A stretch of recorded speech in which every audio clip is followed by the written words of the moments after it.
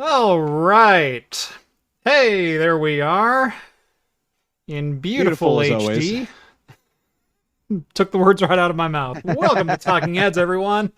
Episode 339, your once weekly live show for the latest in beer and tech news. I'm Jeff. I'm Rett. Welcome to the show, everyone. Thank you all so much for joining on this Wednesday night or in podcast form over on Anchor.fm or wherever your favorite podcasts are found. No, it's not Anchor.fm anymore. It's Spotify. Got it right the Woohoo! last couple weeks, but yeah, Spotify. Hashtag not sponsored. Spotify, please call me. Uh, but Spotify, Apple, iTunes, Google Podcasts, we're on literally every podcast platform. Anybody remember Stitcher? Ugh. Stitcher, oh yeah. Oh yeah. Everybody wanted to be on Stitcher, but they were the worst because they didn't their metrics were independent of your own metrics, and then they wouldn't share. Ugh. So the more listens you if your listenership was split between Stitcher and everything else, you were screwed Yeah. because it basically just looked like you had half the amount of listenership that you had. Yeah. I am working on Anyway. some new sponsorships for Talking Heads. I would like to bring a couple sponsors on board, particularly for like a couple large projects that I have in mind. Like, hey, would you sponsor the podcast for a year so I could afford to do these couple of cool things? And so I'm trying to pitch that right now, like get someone to be a long-term sponsor rather than trying to sell this onesie twosie crap that I've been doing for years. But we're not talking shop tonight. If you've never seen the show before, we talk beer, we talk tech, we talk games, pop culture, entertainment. Sometimes some Star Trek. There will be some Star Trek tonight. All super chats are read in the air so long as they will not permanently demonetize the channel, but an even better way to support the channel is head on over to craftcomputing.store, pick up one of our fantastic nucleated pint glasses, coasters, whiskey stones, etc. And in fact, I probably need to figure out a way to reliably do these. These are my 8-ounce tasting glasses, and they also work well for wine glasses. Hashtag foreshadowing. Last but not least, if you'd like to take part in the super secret chat and even more super secret after party, think about joining the Patreon. Link is also down in the video description, and it'll get you exclusive access to my Discord server, where you can chat with myself, John, Rett, Steve, all the hosts from Talking Heads, and join the awesome community that hangs out over there. Welcome to the show. Rhett, how was the drive? Excellent. As always, we live in the most beautiful part of this country, and so everywhere I get a drive, I'm just like, I can't believe I live here. What part of the state were you in today? Oh, I was coming down the canyon from Santiam Canyon. Okay. So, of course, Santiam Canyon right now, it's got its issues. Doesn't look as sharp as it did, but yeah, I was coming through some back roads. A little and I charred was just thinking, still. It is. But I was coming down through some back roads, just like some parts that I hadn't seen before, and I was just like, this is amazing. First of all, jealous of the people that get to live out here. Second of all, what the hell? Right. It's right in my backyard. You know what I mean? And for those of you guys who don't know, Santiam Canyon's we had the big fires in 2020 that just whoosh, swept through there. Yeah, Detroit Lake and a whole bunch of other gosh, what other lakes are right up there? Oh, I don't know. I mean, there's like a million small unnamed lakes. What's the one that's like, I always think of it, but I guess I'm thinking more further central Oregon, like over Sisters. There's Subtle Lake is one. Oh, there's Subtle, there's Crescent, there's there you go. Gosh, what are the other big lakes over there? My dad used to have a cabin over there. I should know. Right. I should know the lakes on 20 and 58, but Miller Lake's another one that's down there. Almost died on a snowmobile down there. That was fun. Yeah, it's just gorgeous area we got here. It's pretty amazing. Yep. Anyway, tonight we're gonna go a little bit different. Normally we open a bevy, we talk about it, we review it. Kind of a literally like 5 minutes to go mulligan. We both decided to get some wine, so today's gonna be a wine show. We don't do too many of those, but I was looking at a bottle of wine earlier tonight, and I'm like, it's a little warm. It's, it's not like cellar temp. the bottle that I want to open's out in my garage, and it's been warm today, and I'm like, I don't know that I want to do that. So I grabbed a couple beers. Well, then Rett gets on and goes, I'm going to go grab some beer, or maybe some wine. I don't know. And I went, if you're thinking wine, I'm going to go recheck that bottle. I grabbed it. The bottle's cold to the touch. It was in perfect. It was in a box down below, so it's like still like 64. It's like, it's perfect. Nice. So I'm opening a bottle of wine tonight. Yeah, I already opened mine, so. Yeah, well, what do you got? Well, I am a member of Coria Estates Wine Club. So I have a 2019 Pinot Noir from Coria Estates in this delicate little wine glass. Little with Nick a peach and Nora colored coupe looking thing. Yeah, isn't that fun? That's adorable. I filled it to the brim, which I'm now regretting, but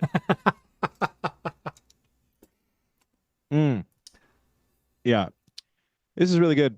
Coria is a really small winery, but they get grapes from all over the Willamette Valley, and so you get a pretty good variety of stuff.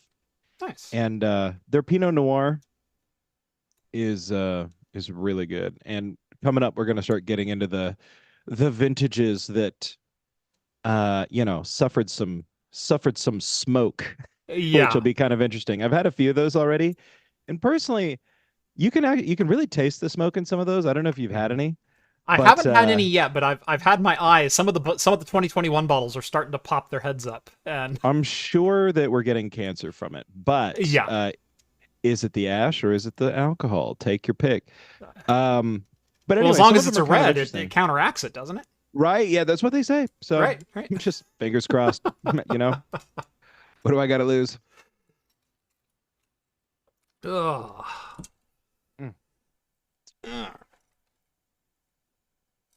Get my corkscrew in here. There we go. So I have a precision wine company out of Sonoma County, California. I'm going with that foreign wine today. This is Bound. It is their 2020 Cabernet Sauvignon. Delicious wine. When I drink wine, I usually go red, super dark red, oaky, bigger, bolder. Amazingly enough, like I'm an IPA and a stout drinker. Of course, I like a good cab. So.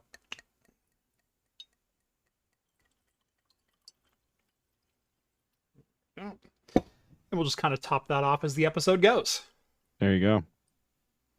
So I'm a big cab guy too, but for some reason, like, I had a couple good Pinots, and then I realized you can't get them anywhere but here. Like, you just can't get good Pinots anywhere but the Pacific Northwest and like parts of California. But one of the best Pinots is that I've had is actually from a vineyard that's just on the west side of Salem as you're like leaving civilization. It's from a Cubanissimo. I love Cubanissimo. Yeah, they're really good. They have like the best Pinot I've ever had in my life.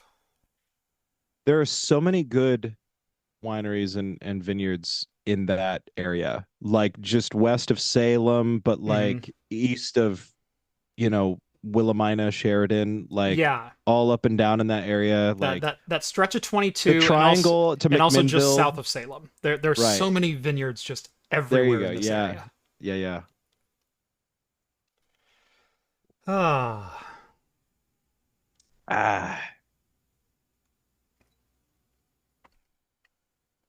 Oh, that's delicious.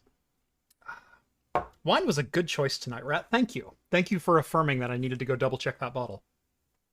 It's always a good choice. I just remember Ian coming out, and we did a show over at Archive a couple of months ago. And Ian goes, you may not know an exact answer, but like over under, how much alcohol do you have in your house? And I went, well, that's and he goes, he said, how many drinks do you have in your house? And I went, are you talking single servings? And he goes, yeah. I went, oh, single bottles, 150. And he goes, okay. And then I said, we haven't even gotten into my 40 bottle liquor collection and then my like 50 bottles of wine either. And he goes, oh my God. That was the one part of the show I happened to catch live. Some fun math in there. Yeah, figuring out how many shots to a bottle in a 750. Yeah. He goes, okay, so you have 970 cocktails worth of liquor. You're like, and of course, some of these cans are pints, but that's not even counting the bombers. Right. I mean, those are twofers, so.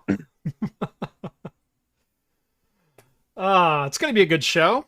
We've got some Adobe news. We've got some Nvidia news. We have some Framework laptop news. And then Nintendo had their Nintendo Direct event earlier this week.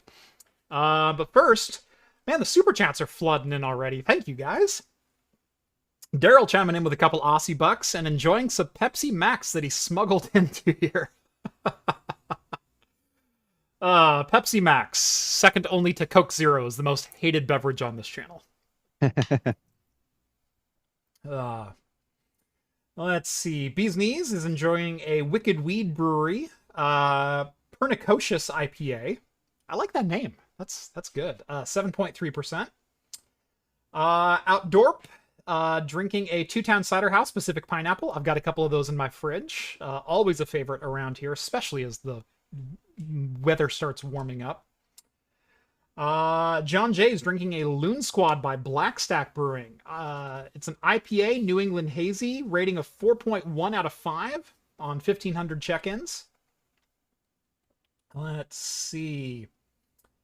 Random guy, random vids, almost forgot, currently enjoying a Calumet 16-year. Excellent. That sounds delicious as well. Green chiming in with 10 bucks. Thank you very much, Green. A small beer, coffee on me. Also, last video was a banger and probably one of the most relevant budget hobbyists in the VDI space. All hail the Tesla P4. Much density, much efficient. Wow. Yes. That video was surprising as hell when I started going through the benchmarks and started actually poring over the numbers, because you get the immediate reactions, especially from the boxed benchmarks, 3D Mark and such. And it's like, oh, look, the P40 wins. Who knew that 10% more CUDA cores would net you 10% more performance out of an NVIDIA card? It's like, shocker, right? But then you get into the weeds of things and you go, oh, the P10, where it has, 10% fewer CUDA cores, 3,500 versus 3,800, it hangs in there. And in fact, it's only like 7% slower. But what happens if we use VDI like VDI? We actually distribute our graphical computing. And we split our graphics cards and bifurcate them and have one graphics card running 2 VMs. Well, then, because of the memory advantage with the HBM2 on the P100, hey, look, the P100 is faster by not an insignificant margin. I think it was 4% on average, but in a couple tests of some like GPU memory dependent games, it was like 12 and 15%. But then you have the lowly little P4 at 75 watts. You wouldn't think it would keep up. I mean, max boost clock of 1500 megahertz versus 1900 megahertz on these other cards. And the other cards were pulling down, 190 watts, 210 watts when they were in split up between them. But if you put two P4s into a system, they win by like 15%. It was crazy. That was a crazy video. Every video card won. You could not make a bad decision.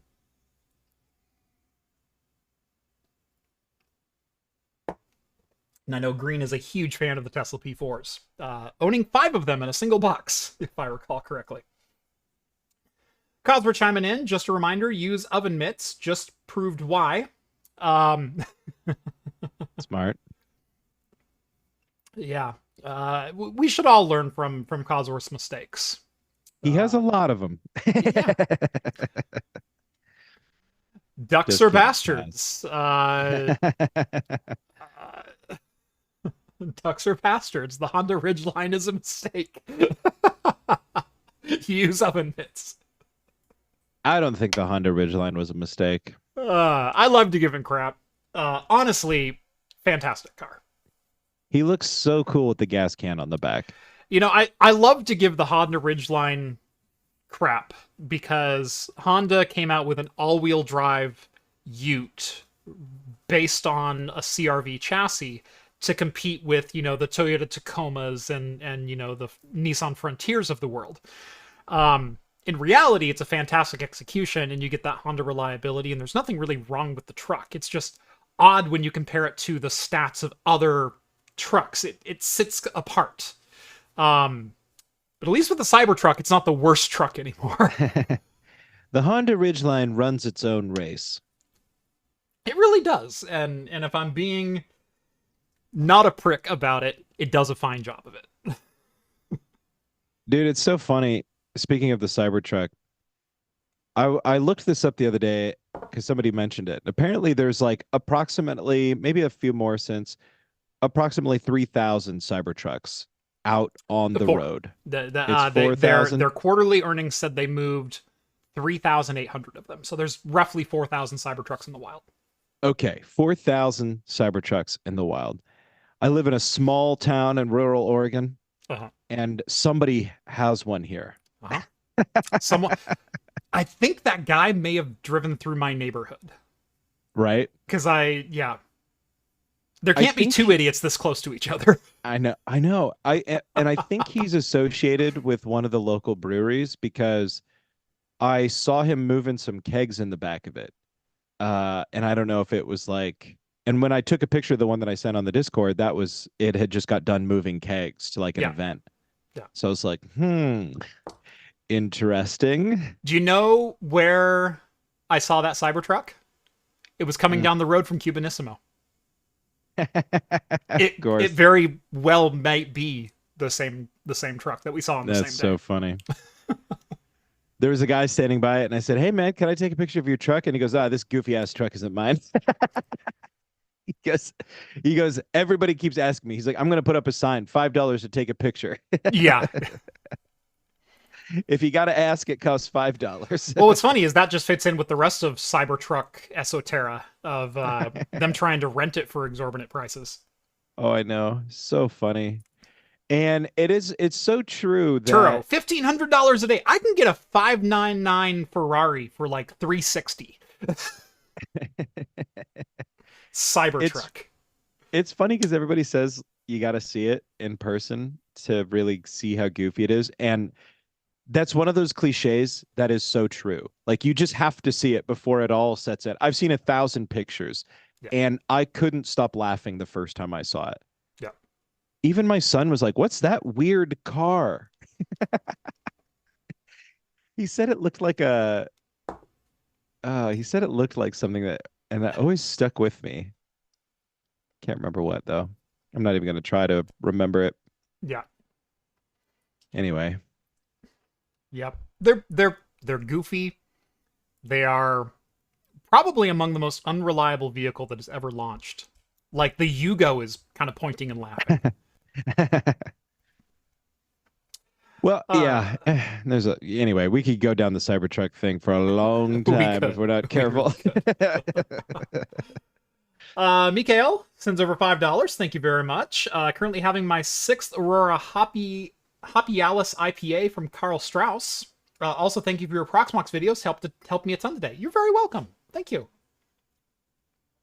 I love when my videos help someone with either just getting started or with some esoteric problem or some project that they wanted to do or improving their home life or applying it to business use. That makes me so happy. So thank you. Ciano Hibiki sends over $5. Thank you very much. Having an Ashai Dry, looking to get a virtualization cluster for cheap. Those used mini office PCs any good? Which gen of CPU should I go for? Depending on what you want. Yeah, the used office mini PCs are a fantastic option to dive into clustered computing because you can get them very cheap and they're way more performant than like a Raspberry Pi for the same amount of money.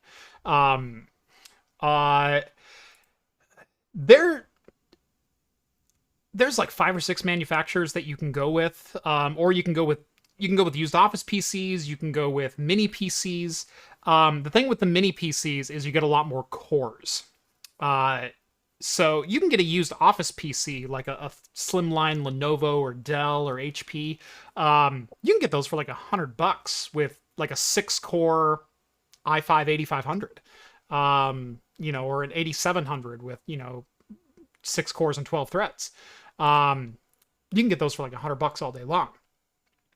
If you want to go a little bit newer, and I think I definitely would recommend going newer if your budget can swing it, something like a Ryzen 5600U.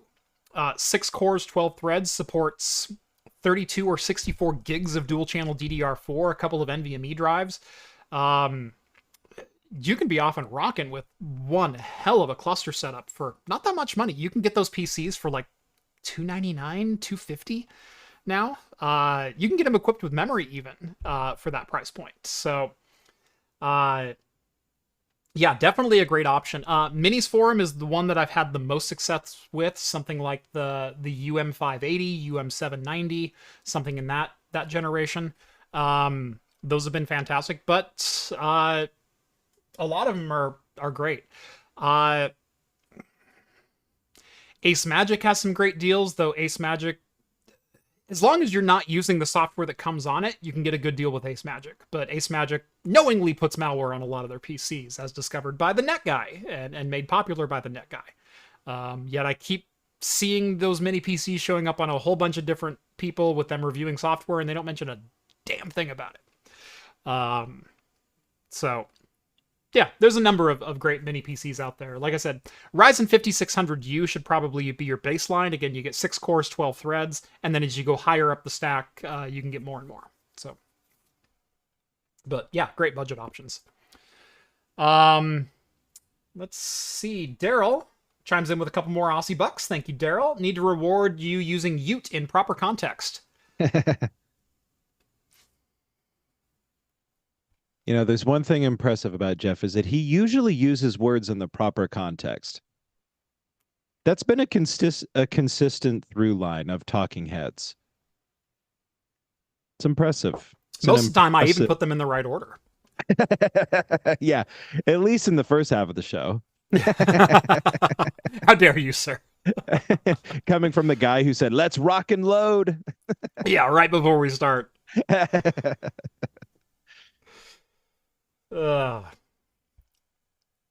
Yeah, no, there's a phrase that I really like, and it's words have meaning. And we use those words in specific ways, usually for very specific purposes. And I try to be as accurate with the verbiage as I can. And so that also means being well read about, what is a Ute, and how how can I call the Honda Ridgeline not a truck in the most offensive way to Cosworth possible? I know, I'll just call it a Ute. It's akin to a Subaru Brat. That'll get him. He already turned off as soon as you started talking about the car. I know. No, we're going car talk. I'm going to be the butt of the joke. I freaking know it. Yeah. Elmo chimes in with $5. Thank you very much, Elmo. New glass. I need it for my craft computing glass collection. Carefully crafted by Craft Logistics LLC. I've had these glasses for a while. The issue is I have never been overly thrilled with the way they etch. I've got a couple good etchings out of them. But consistency has been the issue. Part of that was preparation. Part of it is they're a little bit thinner glass, and so they tended to heat up more in concentrated areas. And so oftentimes when I was carving specifically the Craft logo right here with my glass, the glass would fracture right there. Like that is definitely a weak point to these. They're great glasses. I love the shape of these. They make fantastic, if you want to split a bomber with someone, they're 8 ounces plus a little bit more to the brim. You can get probably 2 10-ounce pours into these, more officially 8 ounces. But for wine glasses too, like they're fantastic. They're bottom heavy, so they don't want to tip on you. And that's really what I like in a wine glass, because I tend to drink a lot of wine when I drink wine. I know. I just emptied my glass. I'm like, well, that was all I brought with me down here. That was a mistake on your part. It really was. So I brought because I wasn't sure what we were doing, so I brought a little bit of everything with me, and I'm like, well, do I just open a beer now? I mean, you might as well run through the trifecta. Well, in that case, let's. I'm not going to stop you. You can't do beer before liquor, so. That's true. You got to do liquor first. Yeah. Beer before liquor, never sicker. It's got a little bit here, so we'll see. What do you got there? I ask in the least opportune time. Nothing fancy. I think it's just Jack Daniels, but it's in a decanter. So Okay. it's unlabeled. So I think it's just Jack Daniels. Whatever's in your decanter. I have one of those as well. It could be Jim Beam, but I think it's Jack. Yeah. So I just keep something like that cheap in the decanter because it looks pretty. And then when I pour it, I look fancy as hell. Yep. And people are like, oh, what do you got to do? You got to share? I'm like, I'm going to share. Can I expose a craft computing secret right now? I think that reminded me of two in particular situations that I did on craft computing. One of which was before I was afraid of getting demonetized. I actually started a video by taking a shot. Like visibly in the first 20 seconds of the video, I just threw back a shot. That was apple juice. I remember that was a gag like a couple times early on, wasn't it? A couple times I've done that. The apple juice, yeah. Or apple juice looks just like scotch. And especially there's a couple gags where you're pouring your scotch or whatever, like after a project gone wrong. Apple juice. It's happened a couple times. Here's a miracle in the making, a fresh top off here. Nice. Thanks to my in-studio producer, who's now Dr. in-studio producer, by the way. Oh. So. Congrats, Mrs. Awesome. We've been over this. I'm Mr. Wait. No.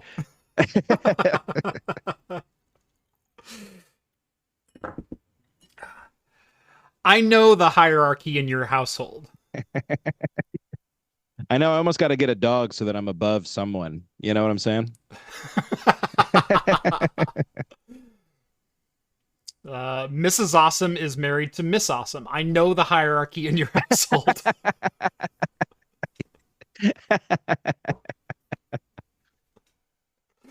That's true. You've nailed it on the head here.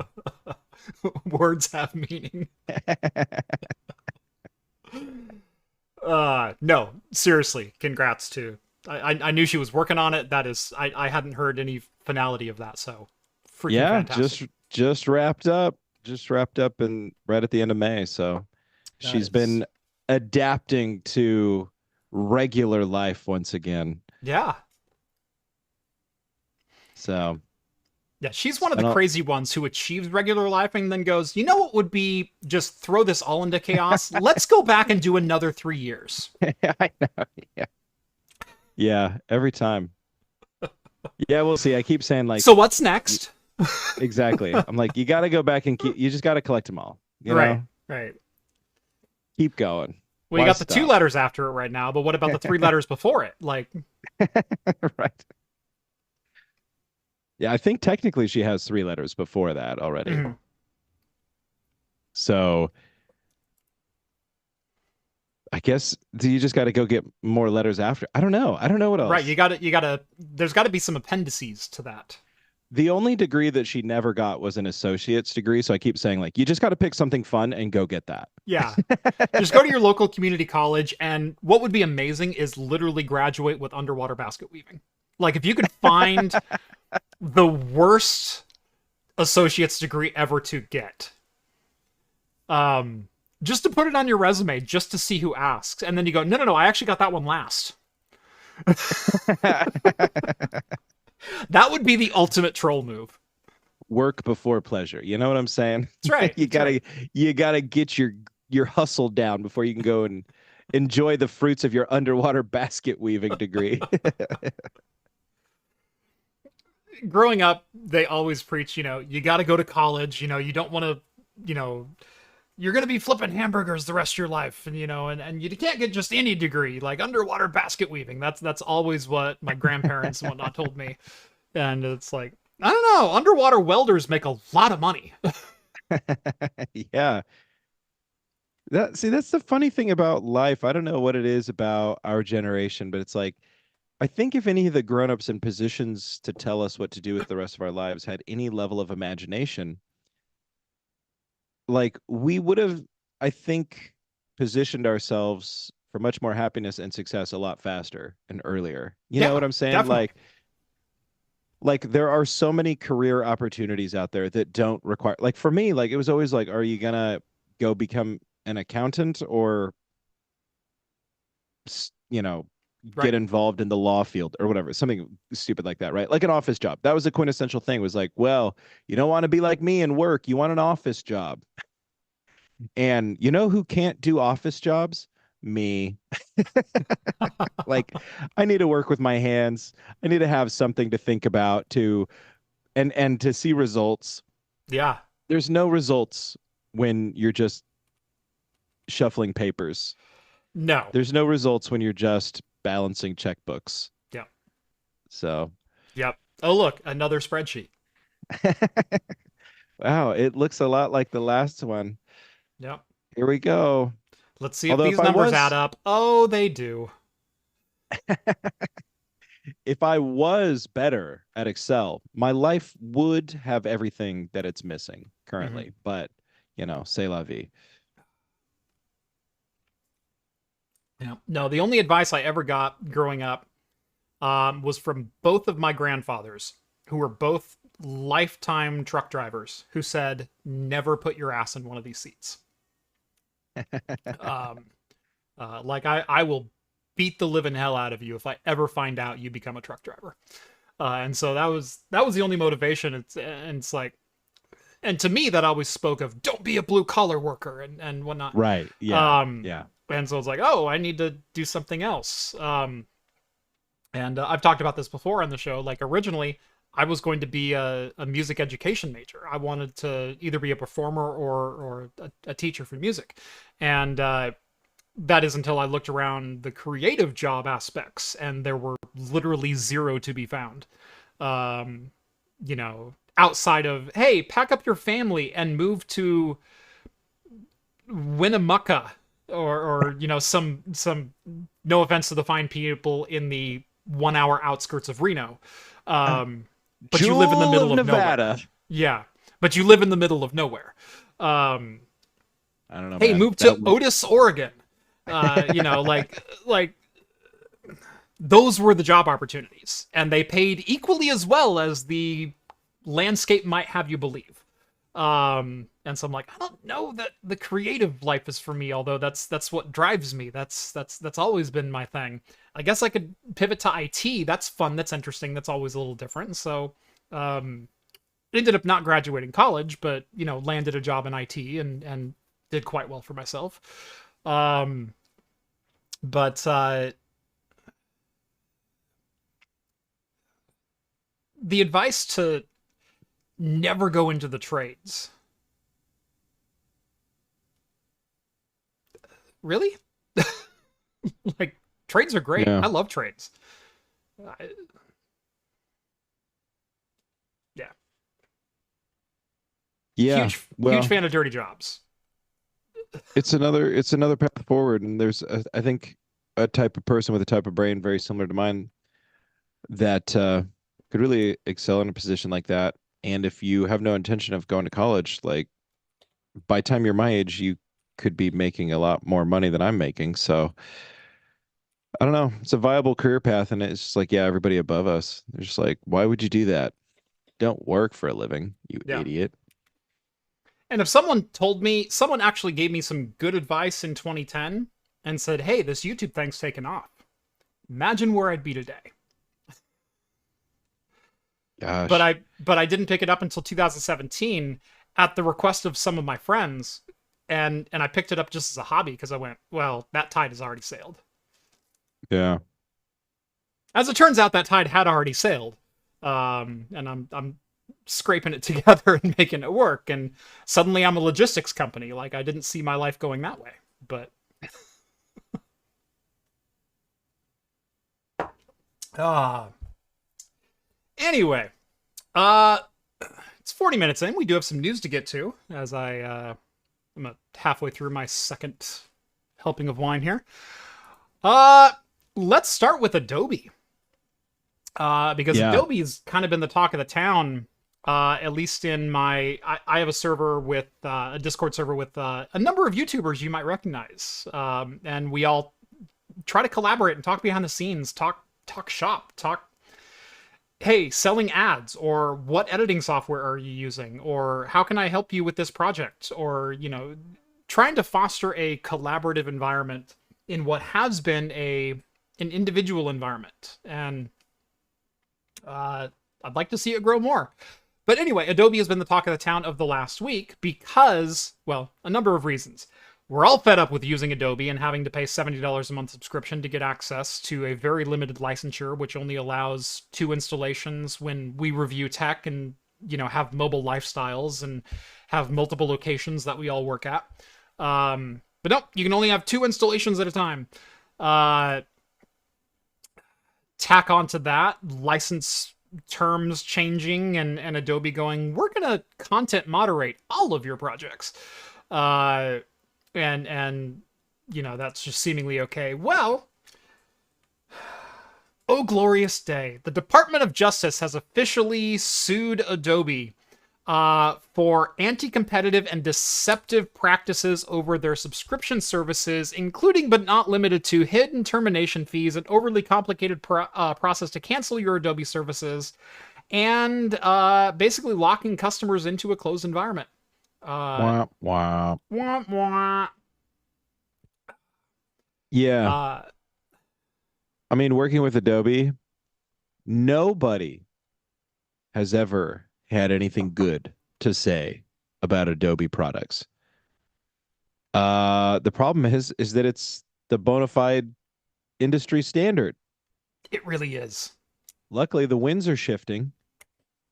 And part of it is finally just, I think, blown up with a lot of creators and creatives and industry professionals because of this AI stuff that they're trying to do, where they're saying like anything that you store on the Creative Cloud is going to be harvested to train our models.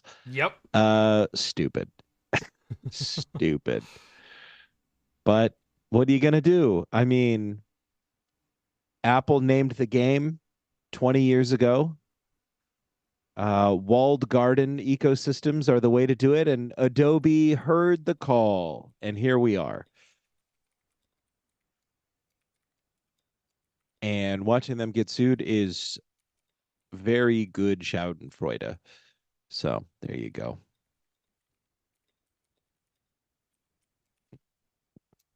As an Adobe employee, how dare you take food out of my kids' mouths?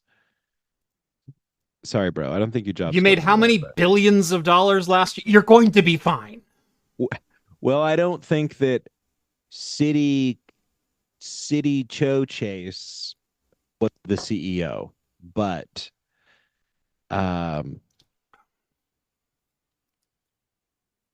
anyway, I guess you're gonna have to become a YouTuber to make ends meet. You know what? Maybe less avocado toast, or maybe a couple less coffees a week. Like. No, sorry, bro. I'm all for class solidarity here, but yeah, unfortunately, we're talking about your boss's decision making and the consequences therein. So maybe you're just joking, though. I don't know. You probably are. You seem like a really funny chap. So that's Adobe for you. Getting sued. Yep. They are entering into the find out stage of the equation. Yes. Yeah.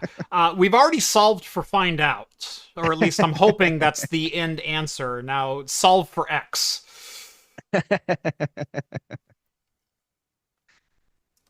Uh, classic.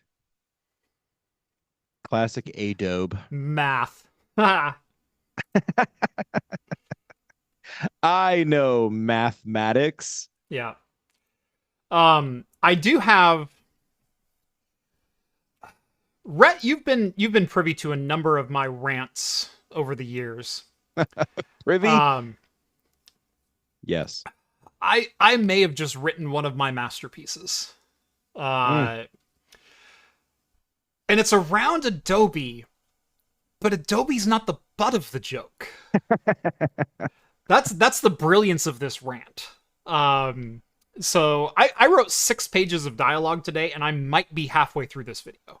Like this is going to be your Morrowind review on steroids. It's both the praise and the adoration and the call out of an entire community. Nice. It's great. Yeah, this is my Cloud Atlas. Oh, here we go. Words have meaning. um, I don't want to spoil it, but it's the year of the Linux desktop, and I can't switch because I use Photoshop. And the Linux community says just use GIMP. GIMP's pretty bad though. We talked about Adobe being the de facto industry standard, and they really are in so many different areas. Yeah. I'm not saying they're the only game in town. There's plenty of other examples of what Adobe products can do. There's DaVinci Resolve and Vegas and OpenShot and whatnot, which are all fairly competent non-linear video editors. I've tried them all. OpenShot was hot garbage. I've kind of fallen in love with DaVinci Resolve as far as workflow goes, and I've been devoted to learning it and no longer using Premiere. My last 10 videos have been edited on DaVinci Resolve. And if you're not using After Effects and stuff, you don't. Right. DaVinci does it all. And even then, like I've been seeing so many things on Bluesky about how to replace your entire workflow, even with After Effects, right, with DaVinci Resolve. And there's a little bit of a learning curve there, but it's doable if you're willing to put in the work. So right. And so for the last month plus, I've been putting in the work to learning DaVinci Resolve. I have not touched Premiere in 5 weeks at least. Wow. There have been some growing pains. Yeah. There was an edit that I thought should have taken me 90 minutes to 2 hours that ended up taking me 9 hours in my first go. Yeah. But then it was 7 hours, and then it was 5.5, and then it was 5, and then it was 4. Yeah. And so I've been growing more custom and more efficient with this new editor, but every tool is in a different place and called something different and works just a little bit differently than you would expect coming from a competitor. But it's not that it's better or worse. It's just different. And that's what makes DaVinci Resolve work, is it's just as good. It's just different. And I've got 10 years of Adobe Premiere experience behind me. I've got some catching up to do when it comes to getting that same efficient workflow working in a different program, where all of your tools are called something different. It's walking into someone else's machine shop. They've got a different lathe. It has different tendencies. The tool set is completely different. The gearing is completely different. The chuck has its own little idiosyncrasies that you have to learn. His drill press is some other model, and when you're, it's walking into someone else's machine shop. I can machine something down to, a tenth of an inch, but getting that within a thousandth of an inch, it's that last 20% that'll bite you. Yeah. I have a comparison to Adobe Photoshop. That's amazing, because there is no comparable tool out there for Adobe Photoshop, and that's where the rant Yeah. lies. Photoshop's pretty singular. Mm-hmm. For the basic image editing that I've had to do, I've gotten away with a couple free alternatives. Like, well, I mean, I never could quite get into GIMP. I really couldn't, for whatever reason that was. I started Neither could using I. Photopia, and Photopia's been pretty good. It's definitely lacking in a lot of ways. But even just using their browser-based option, they have a browser-based option that's like Mm-hmm. pretty robust, and it's been kicking butt for me. So Yeah. does everything I need to.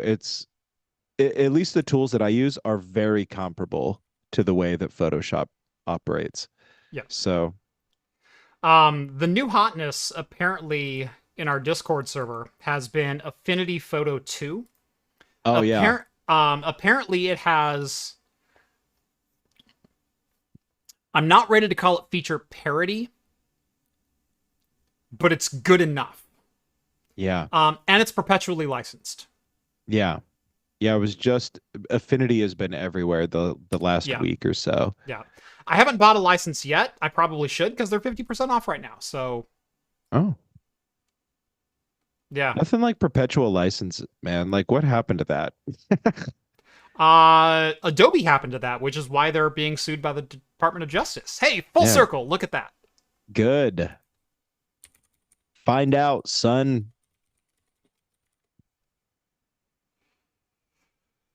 Yep. In fact, I'm going to leave this window open so I don't forget to purchase Affinity. I purchased DaVinci Resolve years ago with the goal of switching over, but then every time I went to start to try to use it, I went, this is going to take me forever, and I have it's 7 p.m. and I have to edit this video tonight and get it out tomorrow. I'm not learning a new NLE tonight. And so I never did. Right. Until finally I just decided, you know what? I'm going to delay 24 hours if I have to. I'm going to edit this video in this NLE and I'm going to publish it. And I just kind of stuck to it. Yeah. And like I said, last 10 videos have been DaVinci Resolve. But you're going to want to hear the rant. It's pretty great. Excited. It starts out with a swear. I miss the days when you'd be working on a rant and I could egg you on.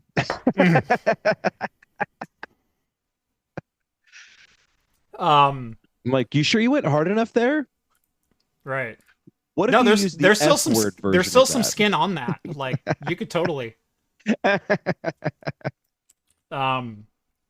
I'll DM you my rough Oh, draft. yes. There you Nice. go. So it's a little long to give you context, but I already gave you the context. So you could literally just start last two paragraphs. Read the last two paragraphs. Um.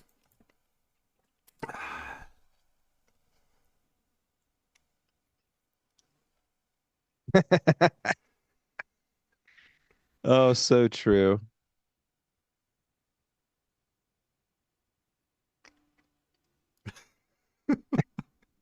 It's so frustrating because there are people exactly like that. Like, I know.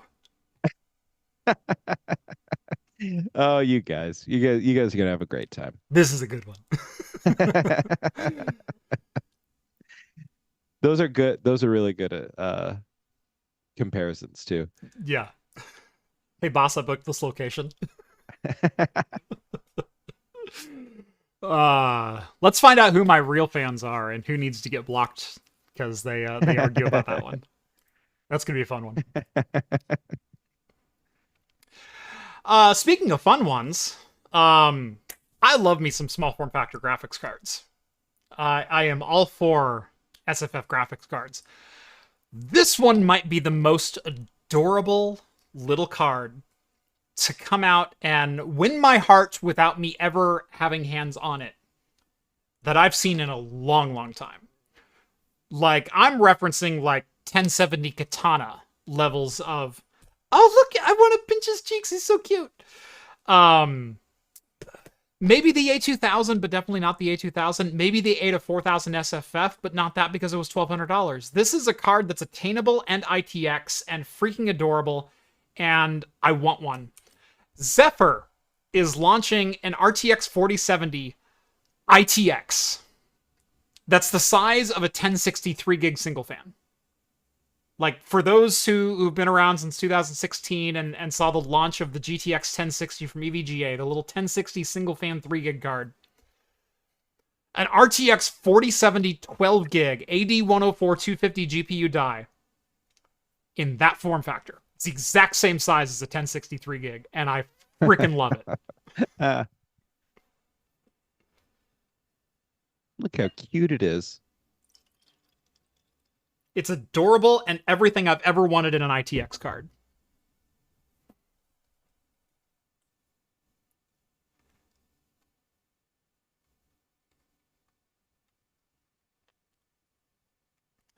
Cosworth saying, craft computing, speaking my language of industrial psychology, referencing the, like walking into someone else's machine shop. If you walk out into my garage, or, you know, you walk out to a 3D print farm, or my garage, which has 3 different laser cutters set up, I understand how my machines work. I understand the specificity of my machines. I understand the quirks, the benefits, the drawbacks, the areas that I can cut corners, and the areas that I absolutely cannot cut corners. I know my machines inside and out.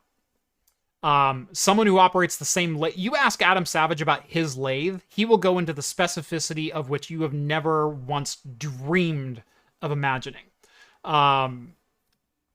As far as not only his lathe, but his tools, his layout, his chucks, his dies, his everything about that machine is designed exactly for his workflow, and he knows the limits and he knows the downfalls, and he works through them, and he can get that level of precision.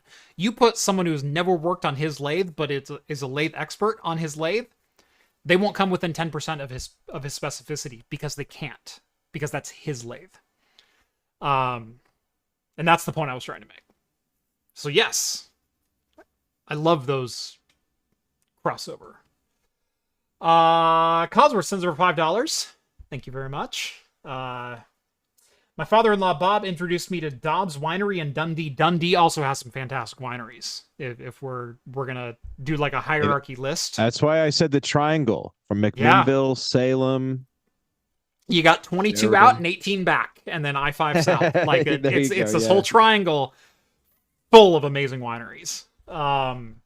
Introduced me to Dobbs Winery in Dundee, Oregon. I have been there, which I recommend everyone who can try it. Try to get them a great cheap Pinot sold in stores as Wine by Joe.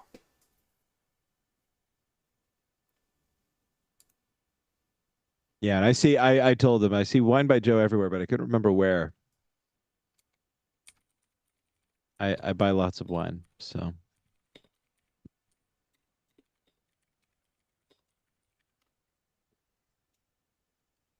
Yeah. Oh. Okay. Acceptable. I know. I knew you would love that. That's why I delayed the bringing up of the big red R. Yeah. You said you were going to grab a beer, and I assumed that's what you had. Like, I've got a full case of pub beer upstairs, which, by the way, you still owe me a case of pub beer.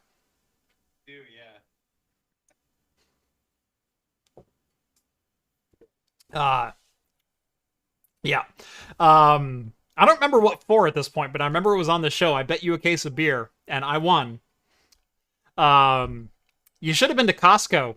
Costco had the 24-pack of pub beer for $15. Oh, that's not bad at all. Right? Like 70 cents a can. That's really good. Like, that's not an unusual bet for me to make and lose. Right. I did have a Ninkasi. It's so hard to tell with their new cans. What everything really is. Not a fan of that. Their Ninkasi Mastodon Imperial Cold IPA. But Mastodon. That's not a new IPA. The Mastodon's their Imperial. and it is their 10% triple IPA. Yeah, Yeah. that's what I have here.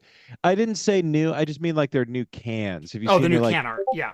Yeah, like it's super. You can't tell any of their beers apart anymore. Right. So everything Yeah, is in they these they went this generic. whole minimalist route, but they lost everything that made Ninkasi Ninkasi. It was the dinosaur comic book can art. It's Yeah, iconic. people know about Ninkasi because of Tricera hops, and you've got a Right. Triceratops on And it. and You know Megalodon and Dawn of the Red and these exactly. very iconic pieces of art. Is Slayer one from Ninkasi with the Slayers Santa from Claus? Yeah. Ninkasi. Oh my gosh. It's the heavy metal font, but it says Slayer, Sleighher, and it has Santa's Yeah. sleigh with like Metallica backdrop. It's amazing. Yeah. Yeah. It's and they're all like that. I haven't seen any of their old can art. You buy them like this anymore, and you Hmm. can't tell them apart. It's just that the can colors are different. Hmm. So I don't know. I brought it down, but also anyway, I drank, two little glasses of wine and a little bit of Jack Daniels. I just didn't want to overdo it. So Yeah. No, I just topped mine off for a second time, so number three. perfect. It's the Must problem be with this tasty. wine. It's delicious. Oh man, you get the right one, and they just go down. Yeah. Like my Pinot, I didn't talk about it too much, but it struck the perfect balance between like it wasn't, for a Pinot, it wasn't it was very tart, which I like, Hmm. mixed in with like some of these really big bold notes. You really got like Yeah. the oakiness from the barrel and I don't know, maybe like hints of cherry and things like that. So you get a Hmm. lot of real tart, real bold, real top hitting powerful notes. Yeah. And you just want to Um. keep drinking it. Right. Um. And I'm not saying this is a flavor. I'm saying this as a feeling. This has a cranberry juice like tartness and dryness Right. to it. That's the Um. type of tart that you get sometimes. Right. And um. But like you said, big bold oakiness, which is why I like cabs. Oh yeah. I love the similar notes that you get between cabs and really good whiskeys, bourbons and ryes and whatnot. The oak profile can be very similar between those. Yeah. Same with barrel aged stouts, usually because whiskey's aged in New American oak, and once it's aged in New American oak, it goes off to be other things, whether that be wine or scotch or beer barrel aging or whatever else. So those notes kind of work full circle. Yep. But super good wine, way too smooth, way too drinkable. Yeah. And this beer, of course, you can taste the real freshness of the Yakima Valley hops. So it's pretty good. The taste of the Northwest. I can see Mount Rainier through the fog. There she is, regal and majestic.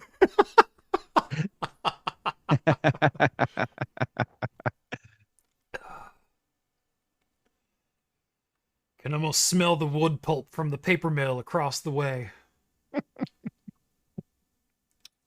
Because I know where the Rainier Beer Brewery is at. Except I don't think the paper mill's there anymore. I don't think it is either. I think the only paper mill now in Washington is in Camas. Could be wrong, but I don't know enough to refute that. Oregon lost our only paper mill in Mm-hmm. Newburgh, Mm-hmm. right by the Dundee turnoff. Yep.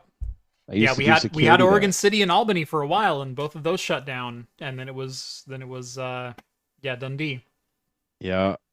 And I worked there and a guy got his arm chopped off in a paper machine. It's pretty brutal. And they were going to take him to Providence. And he was like, no, I'm not going there. Literally arm chopped off at the elbow. And he was like, I'm not going to that hospital. You can take me to literally any other hospital. And that is just blazed in my mind. Like, it must have been an awful hospital for this guy to turn it down, missing half an arm. It's fine. It's fine. They ended up sending a helicopter for him and took him to OHSU. Honestly, I get that. I'm just like, Yeah. I don't know. I don't know anything about that hospital he could have went to, but the Yeah. ambulance showed up and he was like, "Where am I going?" They said Providence, and he said, "I'm not getting in." Respect. Like, Cosmo chiming in with $2. Washington still has a paper mill in Longview. Okay. All right. No wonder Longview looks the way it does from across the river in Rainier, Oregon, of all places. Oh, maybe that's what we're talking about. No, wait. I just got so confused there because we were talking about Rainier beer, paper mills, Rainier, Do you mean, Oregon. yeah. Because Longview is across from Rainier. So you got the It's across anyway. from Kelso. Oh yeah, and Rainier on the south on the Oregon side. That's right. On the Oregon side. Yeah. That's right. I always forget that highway exists. It's the only bridge. Like, you got the Astoria Bridge, you got the Rainier Bridge, and then you got the I-5 bridge. Right. I love that. I love that Longview is a mile north or an hour north into Washington, but also 3 minutes from Oregon. Yeah. Like, anyone who's ever driven that, like, Oregon goes a lot further than you think on that western side. Mm-hmm. And yeah, it's really interesting looking at the maps because there are a total of 7 crossings. There are 4 east of Portland, over the Columbia, and then there's 205, I-5, and then Rainier. I looked this up recently. Can you cross at the Dalles? There's one at the Dalles. I'm trying to remember where the rest are then, like, weird. The next one's like almost in Pendleton, right? Yeah. There's 4 east of Portland? I believe there's 4 east of Portland. Well, that's good. Yeah. Because they didn't want to have to drive 2 Everybody hours to coming into 205 Portland. and then 2 hours back to make a 5-minute trip. Yeah. There's got to be the only yeah, I don't know. Anytime I got to go that way, I'm going all the way to Pendleton to cross, but it's got to be one of the Dalles. Honestly, there's not a lot in Eastern Oregon that I care about, and there's even less in Eastern Washington, so I've never had to make that journey. Yeah, Eastern Oregon gets a bad rap. Eastern Washington is worse. Right? I'm like, the only thing the state has going for it is Seattle. Washington loves to go, we have more people than Oregon, and I'm like, yeah, that's because you have 3.5 million in the Seattle metro versus 1 million in the Portland metro. Oregon's bigger and has more people outside of the Portland metro than Washington could ever dream of having. Your second biggest city is Portland Light in Vancouver.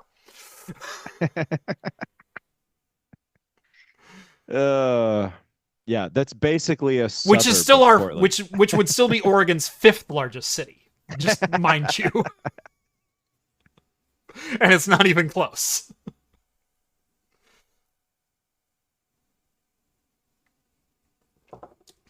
I swear people landed in Washington and then I swear people landed in Washington and then just clumped together in Seattle and went, I'm cold. Yeah. And that's how it exists today. That is Seattle. Right? There's a reason why an inordinate amount of serial killers come from Washington. You got Ted Bundy. You got, what's the other big one? Is the Green River killer from Washington? Is there a Green River in Washington? I don't remember. I don't know. You're well more versed on serial killers than I am. Well, you guys got Ted Bundy at least. So I do remember an Oregon comedian by the name of Dwight Slade, who explains Oregon and in general Northwest winters And he goes, we trick you with a summer that never rains. Like, we will stop raining June 1st, and you will not see rain again until October. And they're the most beautiful summers you could ever dream of in your life. But then October sets in, and the clouds set in. And by February, you're cutting your wrists just to see color. And there is so much truth in that. Rev says Spokane isn't so bad. Well, yes, it is, but you get what I mean.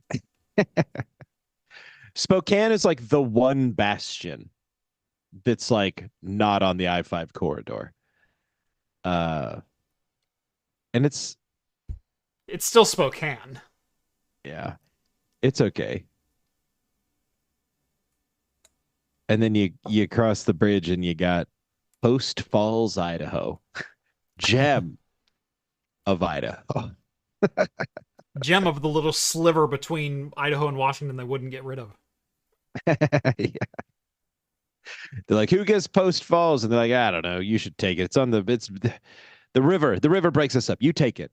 And then all the rich people got together and that other one right there by Post Falls. Coeur d'Alene. Yeah. Yeah. So all the rich people are in Coeur d'Alene and they're like, we have boat houses and we're rich. And then all the poor people are in Post Falls and they're like, social safety nets are bad. We shouldn't have help.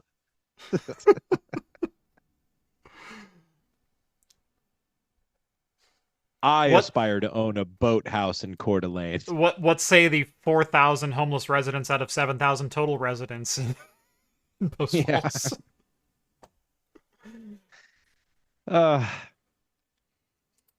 At least give them some bootstraps. Like, can we at least do that? A little bootstrap, a little government cheese. There you go.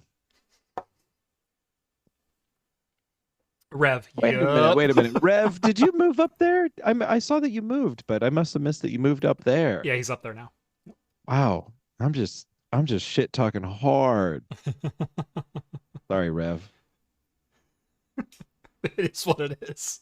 My bad. Love you, Rev. I got to go through there for work quite a bit. Next time I'm through there, we'll have to grab beer.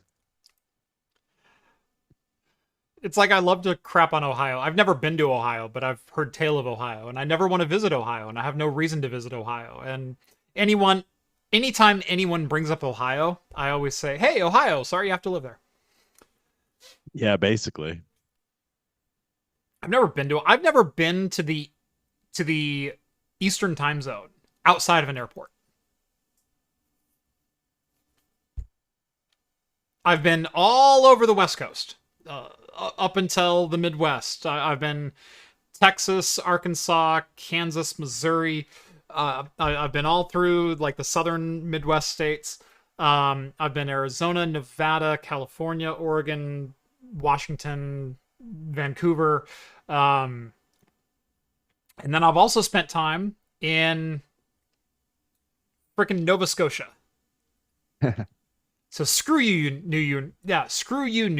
You're now a flyover state. Yeah. New York's a flyover. Yeah. There's some type of restaurant in Coeur d'Alene. This is for Rev. I can't remember the name of it, but there was a guy that I worked with all the time. He always wanted to eat there because they had wild game on the menu. God, what was that place called? Whatever. I can't believe I'm Googling this while we're doing a show, but I couldn't spell Coeur d'Alene with one hand.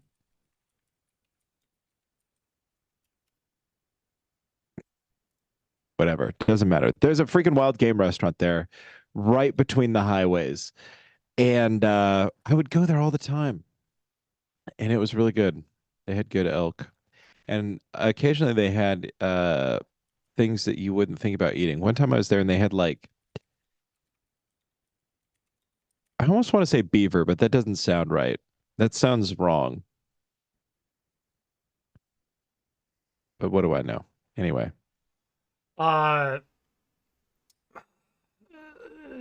Sharts. What's that? Shabziger says, I've driven through Ohio. From what I've seen, everything you said about Ohio applies. Right? I have a number of friends who've spent literally years of their lives in Ohio. I've heard firsthand experience. I have no firsthand, but I have a lot of secondhand of like, no, screw Ohio. And then I think a trip to Disney World is in Jeff's future. So I said, I don't want to get off the plane soaking wet, so I'll pass on anything in Florida, Georgia, Alabama, Louisiana, Mississippi, South Carolina, North Carolina, Tennessee, Virginia, West Virginia, DC. You know what? Screw everything over there. Elmo says, damn, what did Virginia do to you? Look, Oregon gets crapped on a lot because it always rains in Oregon. It always rains in Washington. It rains 7 months of the year, yes, but we also have 5 months of the year that are utterly without rain and utterly without any humidity at all. My humidity in my garage right now is like 32%, and that's because we're just approaching summer. And it's going to drop from there. So Arizona says we have a dry heat because they are 0% humidity. We have a dry heat because we're like 12% humidity in the summer. I've experienced Texas at 102 and 95% humidity. I've floated on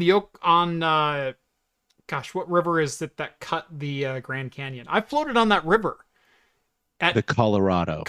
I've floated on the Colorado River at 95 and 95. I don't need to do that ever again. By the way, the restaurant was in Post Falls, Idaho. It's called GW, and it's. Your noise canceling is doing work there. I didn't get any of that. You really didn't? Damn it! As soon as you went quiet, I lost everything.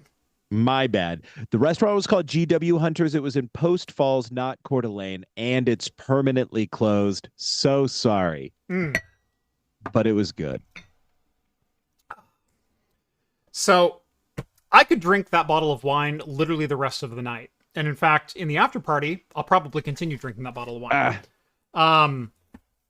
But I did bring up 2 beers for the night, and I wasn't sure which one I wanted to open. So, Rhett, I'm going to give you the option. All right, let's see them. They are both Martin House Brewing Company. Okay. They are good beers. Okay. I have the Castaway Painkiller, which is a rum barrel aged imperial sour ale, 9.4%. It's designed after the Painkiller cocktail. Nice. Which should be a good beer, right? My mouth is watering, so. I also have, if I pronounce it correctly, I'm going to be demonetized. Rhymes with? Kokytuz.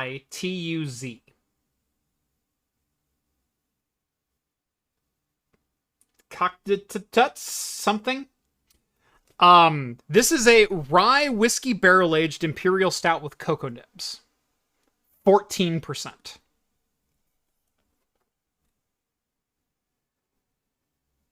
So first of all, I didn't think that the artwork could get any more baller, but like I see.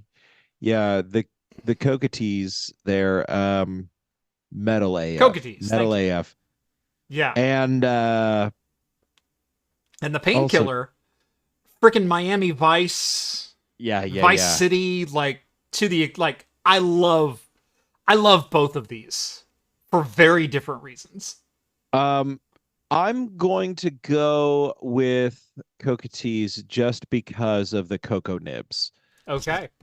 Because that's what I would drink right now if I had a choice. And I want to live vicariously through you. All right. So we are going the cocotees. 14%. Or as I like to say, the coquities. Rye barrel-aged imperial stout with cocoa nibs. Brewed with a variety of malts. Columbus hops, and brown sugar, aged 4 months in fresh rye whiskey barrels with cocoa nibs. And it's just as strong as that wine you were drinking. So buckle up. Buckle up. Um, looking for the ABV on the wine bottle. Hold on. You are not wrong. I know. This was 14.5. This is 14.0. Yep. Buckle in, man. Hey, if you want to go, the other one was 9%. Did you say 9? If you want to go 9, you can't. Yeah. You can go that if you want to. It's already open. All right. Sorry. No, you know what? The decision was made. I'll come over and I'll drink that one. Yeah. Don't do this to yourself. Oh my God. Look at that pour. Look at the pour. So it gets a real quick head, but this is going to dissolve very quickly, even in the nucleated glass. Like I can already tell. The bubbles are... Oh my God. That smells like rye whiskey. Straight up. Maybe a little cocoa. Maybe a little... It smells like a mellowed out rye whiskey. Can somebody tell me what cocoa nibs are? Chocolate chips. They're baking chocolate chips. They're dark chocolate chips. Is that chips. all? Yep. Oh, okay. Yeah, cocoa nibs are... They're a specific type of baking chocolate. Instead of being like drop shaped, they are cut into bars like about this size. Right. And not sweet, right? Like not sweet. They are extruded dark chocolate that is cut into nibs. Nibs. So if you think of like licorice nibs, the little licorice pieces that you can get that are like this big, that are like kind of flattened on the sides, that's what a cocoa nib is. And nibs are different than pips. Nibs are different than pips. Okay. And are different than kisses. And are different than teardrops. And are different. They're all different shapes and sizes, but cocoa nibs is an extruded piece of dark chocolate that is cut about this big. Gotcha. Okay. It's pretty good. You get that one locked and loaded. You read about cocoa nibs 20 years ago, and you've just been waiting to tell somebody about it. I really did. What is a cocoa nib? Oh, that's what a nib is. Okay. Suddenly, I know everything about making chocolate.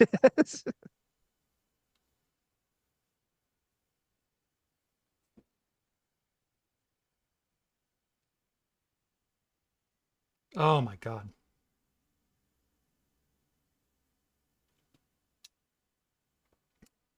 Rett, this is a good choice. You're welcome. I mean, look at the art that was on the box. I mean, that's just heavy metal, man. And heavy metal has never steered me wrong. Oh, dude. The can goes harder. Oh, yeah. Oh, my Look at that. God. I didn't even look at the can when I took it out of the box.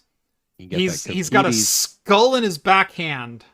Yeah. The Hades gesture on the front. Oh, I love that. Oh my God, that goes hard. The dove on the side. Oof. Oh, you didn't even... This is a heaven and hell, but they're both death incarnate. This is a skeleton on one side and a devil on the other with a shared set of horns. Oh, I love that. So he's got the skull and the other one's got the dove. It's a little, he who shall not be named on the back of his skull.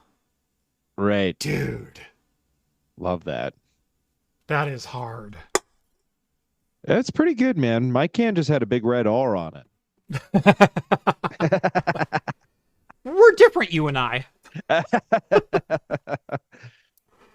I did have a Benedictine brewery beer that I could have opened, but that'll be for a special occasion. Oh, there's still time. I don't think so. Not tonight. There's not. While we're on the subject of big beers, there was a box I have to open here too. So I received some beer mail this week, and it came in my favorite of all boxes, a 6-pack whale pod. Woo. And as you know, because of The Guardian, No, wait, that's elephants. Dang it. I was gonna say whales have names. Who Wemgardian am I? Leviosa? Yeah. Yeah. Whale guardian. Whale guardian Guardian. elephantosa. We did it. One of the big mammals have names. Yeah. Elephant seal Levitosa. From John J. Thank you, John. He going hard. What do we got? Trinity Thank you, Brewing. From Treehouse Brewing. Oh, Treehouse. Why did I say Trinity? Well, no, Trinity's one of the ones that people say. Yeah. Very Baller hoppy. art. Very Love hoppy. that. I love it. Real sticky. Ooh. I'm going to have to review this with a sticky hands. John, have I sent you a sticky hands? Remind me. I know you're in chat. John, have I sent you a sticky hands? If I have not, I'm going to send you some sticky hands. Because if you're going to go sticky, I'm going to go sticky for sticky. So, who knows, man? Maybe Treehouse got us beat, man. We're going to go 1-for-1. It's a 7.4%. It's in the same ballpark. I think Sticky Hands is 7.5. I think we need to go sticky for sticky. Let's see who the real sticky is. Because this is real sticky and ours is Sticky Hands.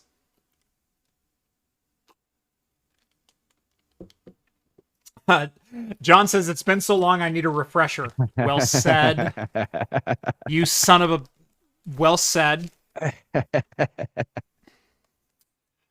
From Modest Man Brewing, we've got a double IPA. This is the Check Your Head Mega. Little chemical mask with a nuclear explosion at the top. 8.5%. 3 times double dry hopped with Citra and Mosaic. That looks yummy. Pretty baller. We've got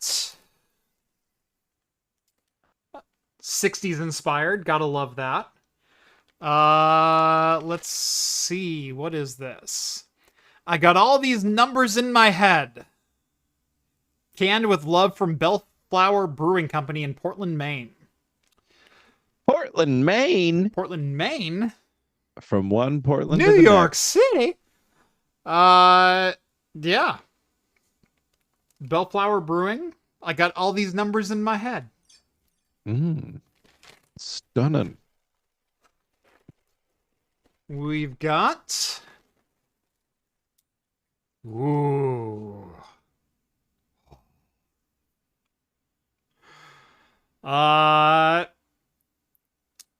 From Abomination Brewing in North Haven, Connecticut. It is the Rare Frog. Extra rare, extra froggy, triple dry hopped, triple IPA. I love that. That sounds great. He said in chat, presumably about the last one, Jeff, that was a friend of a friend's brewery. Oh, nice. Rare Frog, extra rare, extra froggy, triple dry hopped, triple IPA, 10.5. We're getting serious now. That's a beer. Now I know I've sent him a Mastodon. So I'm kind of curious. Quietly Google's rules on sending beer to Jeff. There's no rules. How do I state this in a public forum? You are Mail not... can be sent to. Mail can be sent to 1567 Edgewater Street Northwest, mailbox number 51, Salem, Oregon 97304. My recommendations for how to prepare a package, whatever you're sending, Jeff, whether it be swag or stickers or certainly no contraband that would be banned by transit laws and state-to-state transit, would be whale pods are a fantastic investment. Whalepod.com. Yeah. And they protect they protect the stickers and especially the PC hardware. They're really good at protecting PC hardware, Right. which we've seen on the channel. Invest in a small scale of your own so you can weigh your packages, box them up, tape them up, and label them before dropping them off. Because if you drop them off, they'll say, well, what's in this package? And then you have to say, well, it's stickers. And they say, you can't ship stickers. But if you already have a label on it, it's already taped up and ready to go and packaged and well insulated and everything else, you go, I'm just dropping this off. And they go, okay, thank you. And they don't care. Yeah, but that's my recommendation. For the record, literally speaking, you're allowed to ship stickers. He was getting abstract there. No. Ship me stickers. I'll put stickers on things. That's what I'm saying here.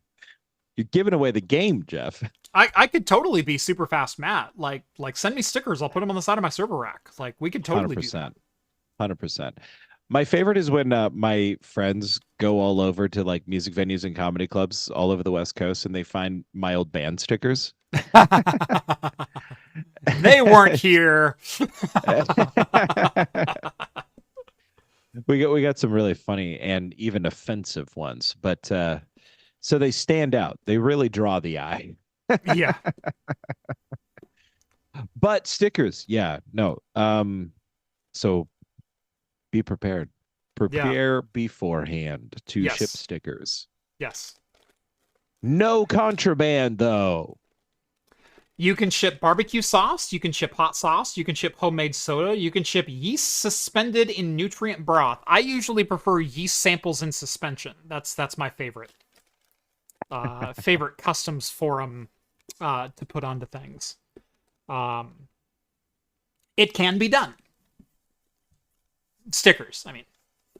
So my favorite was buying like tequila and mezcal south of the border and trying to like fly back up. Like, and I bought it in such a way that like you know, they sealed it up for me and promised like, hey, this will be all good. And then I get into Texas and they're like, well, or no, it wasn't Texas, it was Salt Lake City. And they were like, of course it was Utah.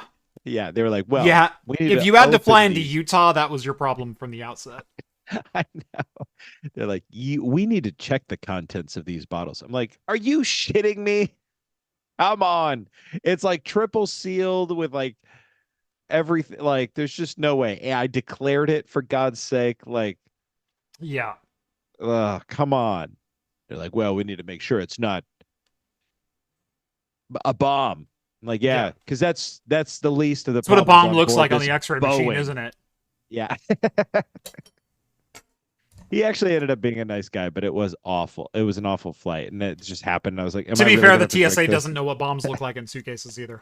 I know. Yeah.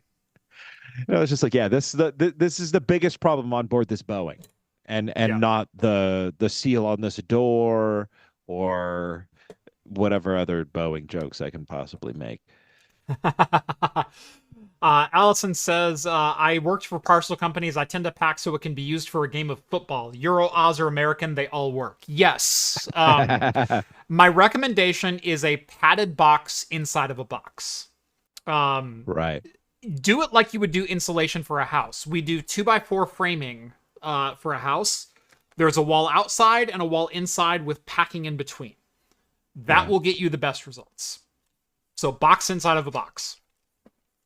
Yeah, a whale pod inside of a box with, you know, that's usually a whale pod by itself, honestly, is probably enough, because they are isolated by styrofoam and other components. But if you're doing your own packing, a box containing your product that is within another box and has padding around the interior box, a box inside of a box with packing material in between.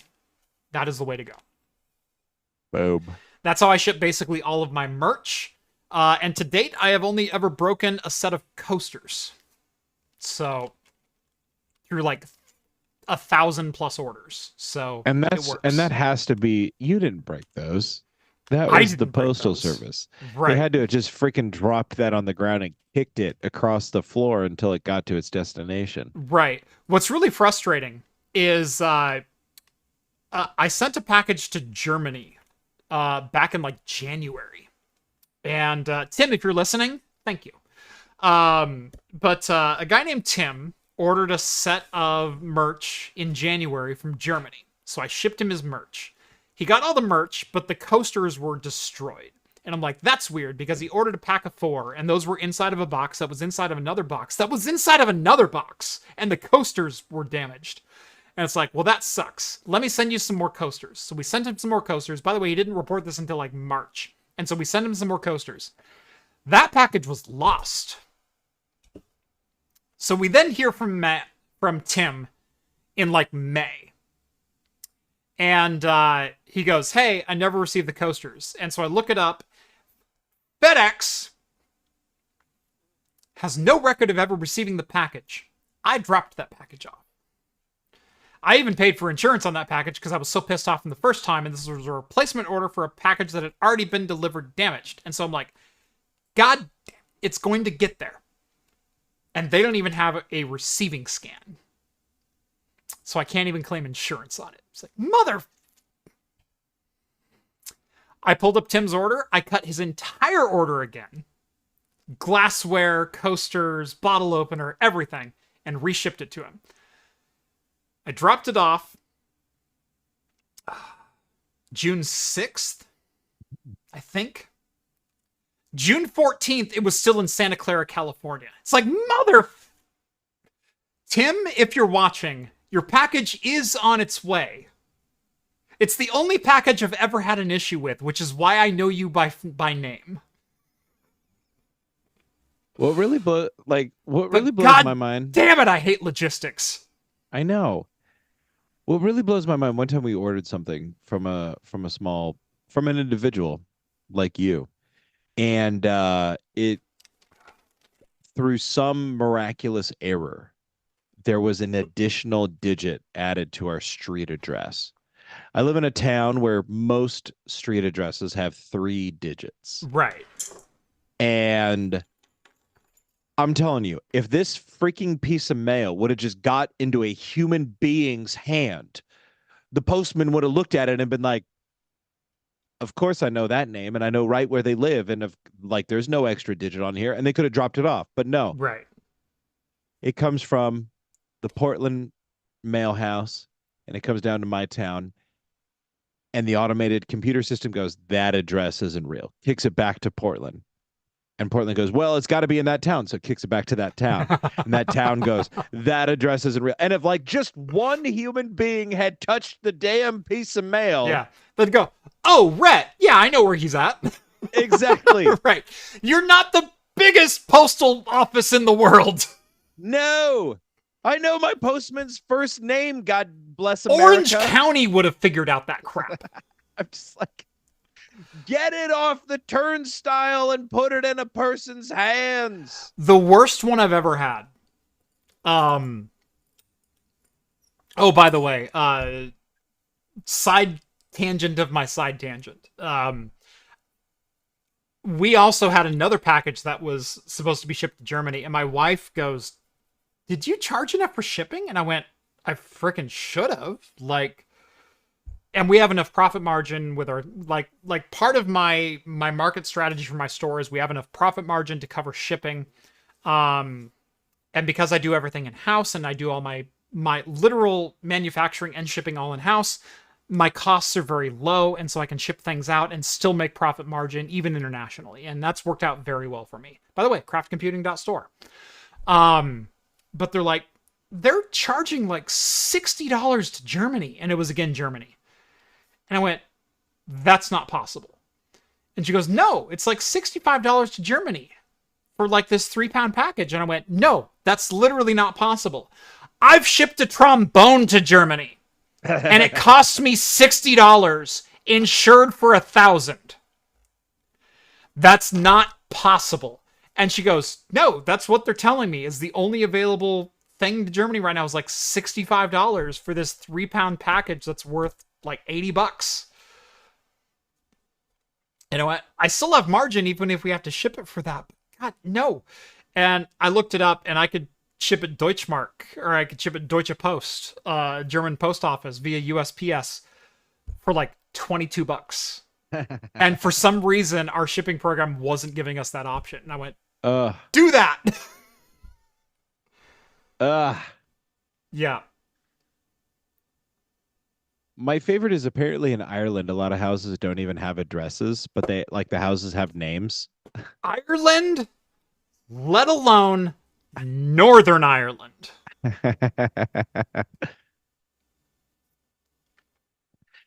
It's funny. I don't know. I see this on TikTok all the time, and that like it's like this postman in Ireland, and he's like, "Oh yeah, of course I know where." Can't even remember the names, but they're just like, it's like, of course I remember where. Uh, Never mind. I can't think of it. But it's like I jokingly Jennifer. sometimes call right. I occasionally jokingly call my house like the house on the hill, right? And so it's like they would be like, "Of course I know where the house on the hill is. It's right over yonder." Uh, and like some of these places don't have addresses. They're like named after like people who have owned them, or like I don't. It's bizarre how that works. Japan is another country for whatever reason doesn't really have street addresses the same way that we understand street addresses. I experienced that recently. Japan has been off limits simply for shipping costs because it is very expensive to ship to Japan. It's more expensive for me to ship to Japan than it is for me to ship to Australia, and Australia is pushing my freaking buttons. Okay. Right. I recently had a guy reach out on YouTube comments about my temperature sensors, about Axe Effect, and say, hey, I want to order a temperature sensor, but you don't offer shipping to Japan. And I said, yeah, it's too expensive. It's literally the same price of the device. It would cost me $60 to send you a $65 device. Yeah. No one's going to pay that. And he goes, well, I don't know. How do I get one? And I said, tell you what, email me, give me your address. I will go ahead and quote it. I will do a one-off quote for you. And I said, but I'm also warning you, it's just as expensive to ship one as it is to ship 8. So tell me how many you want, and the more you buy, the more you save. God damn it, I'm fucking Elon Musk here. Or no, sorry, I'm Jensen Huang. But he goes, I'll take 2. And I said, okay. And so I quoted it out. And to ship 1, it was $38. To ship 2, it was $32. My price went down to ship him 2. Nice. Same package size, same envelope, same shipping method. My price went down to ship him 2. But it was still $36, including like packaging fees and everything else. So it was $36 to ship him. And he goes, cool, I'll take 2. And so I have one going to Tokyo, and that's like, yes, that's awesome. It's going to Tokyo. It cost me $36 for a $65 part to get it to Tokyo.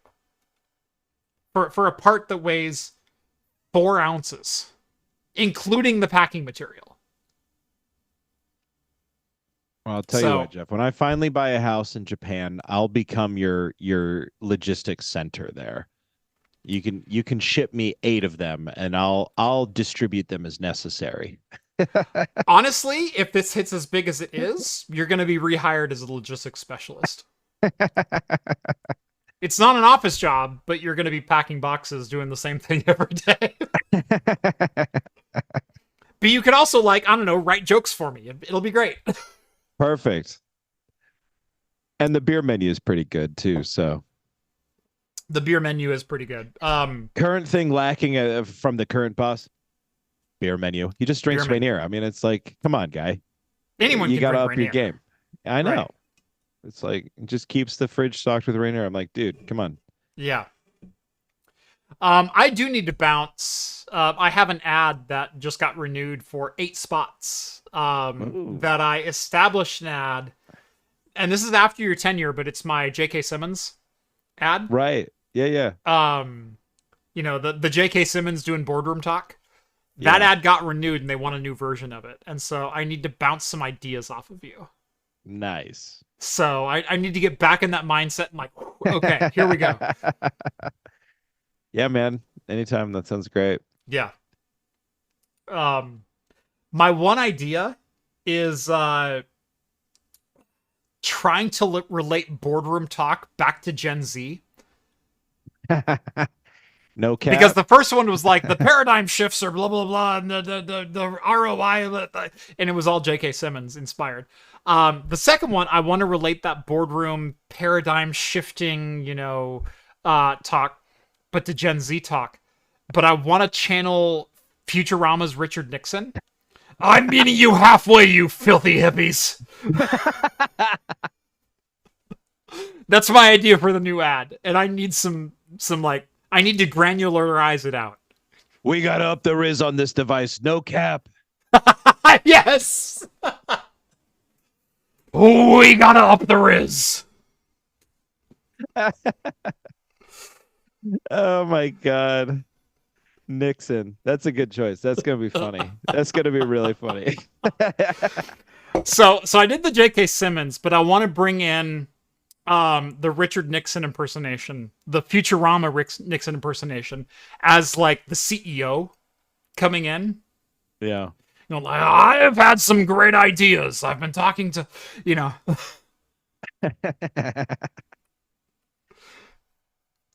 That could be good. There's a lot just of find me potential there. Superman. Agnew! Oh! So I'm trying to channel that without actually channeling it but I want to take that character. Instead of like, I'm not a crook, I'm not a crook. Right. You gotta be like something like, just let him cook. Yes.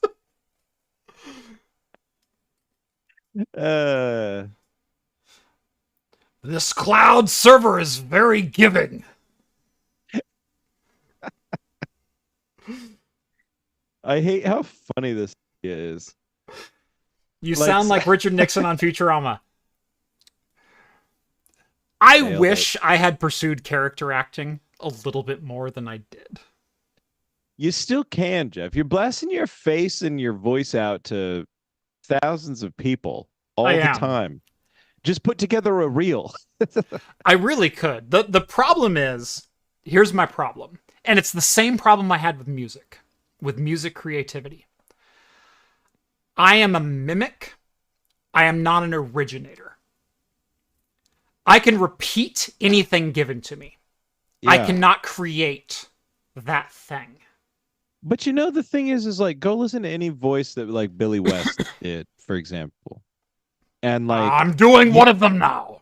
You can trace the genesis to like a famous character voice before. You know what I mean? Like, right. That's Billy West. Like, he's not every like Billy West, every Seth MacFarlane, every Maurice LaMarche, every Robert Paulson, they're not reinventing the wheel every time.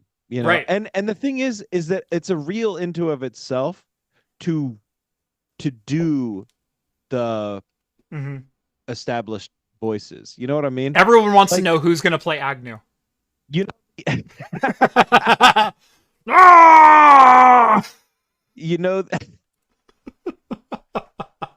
Do you know the artist Doja Cat? Yeah, of course. So I know this guy. I used to work with this guy, and we're not friends anymore. Don't get along at all. But he freaking made a living doing voice acting.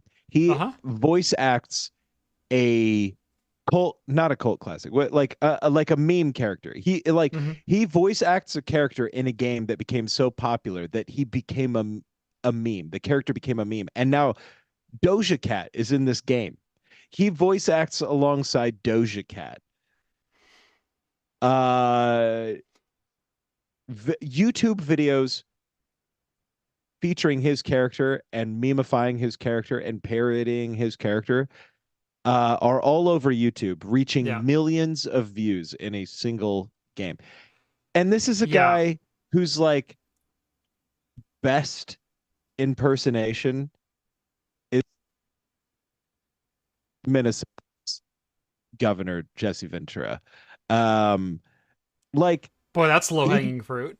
I know, and he's actually pretty good at it. I do have to admit that. I always love that accent or that impersonation. But anyway, point being is like this guy lives in the same town you do, Jeff, and he makes a living doing voices. You know what I mean? Put Yeah, your reel together. You I got I the stuff. I know it's out there, and I know I could probably do it. It's the yeah.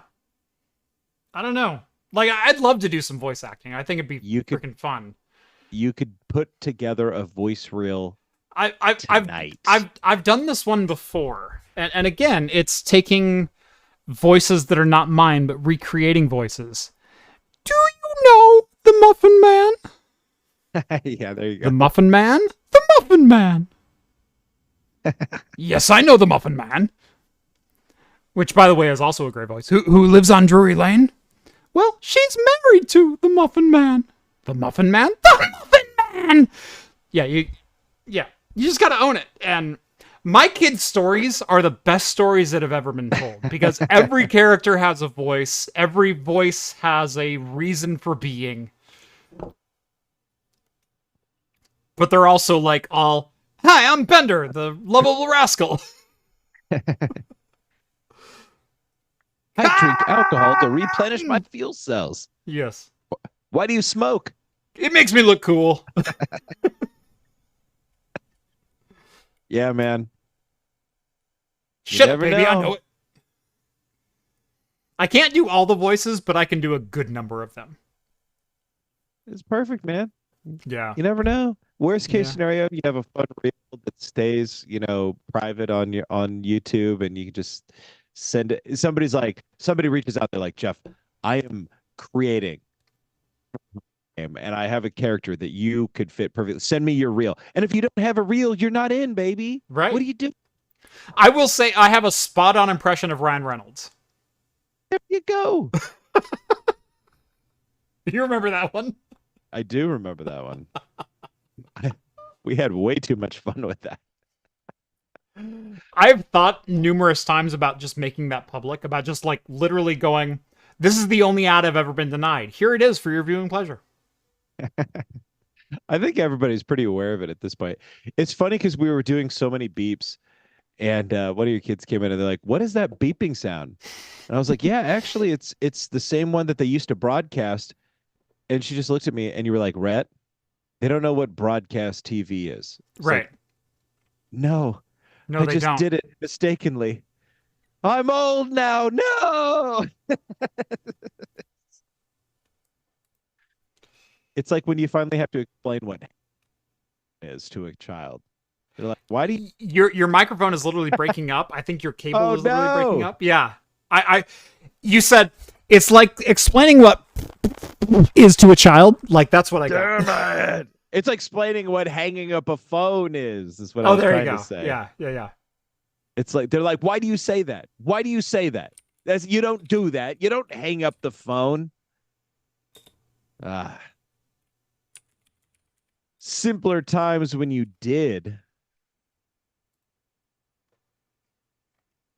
Yeah. Um. Yeah. One of my favorites to do is John Goodman, but the John Goodman from The Big Lebowski. But the censored version of John Goodman from The Big Lebowski. You ever find a stranger in the Alps? The cable censored version of John Goodman from Big Lebowski.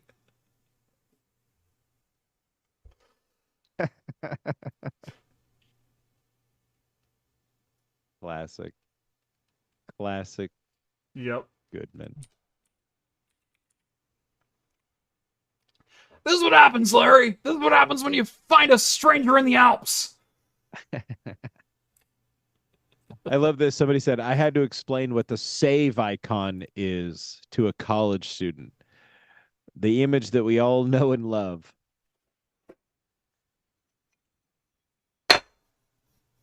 Exactly. I make install discs. I make CPUs. Perfect.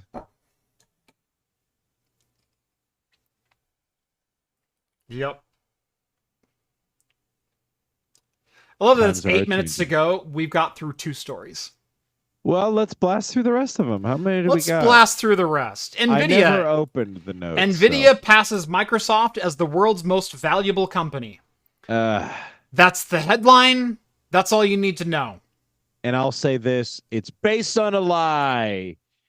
AI companies will tell you anything to sell their products. Sam Altman is a grifter. It's Anyway. based, yeah. Sam Altman, next Elon Musk, like, right? Yeah, basically. The point we'll is be on Mars AI... by 2026, and you'll be all driving geometrically shaped trucks by 2028, and you won't even have to touch the steering wheel. It'll be controlled with Neuralink. And there'll be 900 horsepower, and you'll get 1,000 miles. Yeah. And the panel gaps will be within 0.1 micron.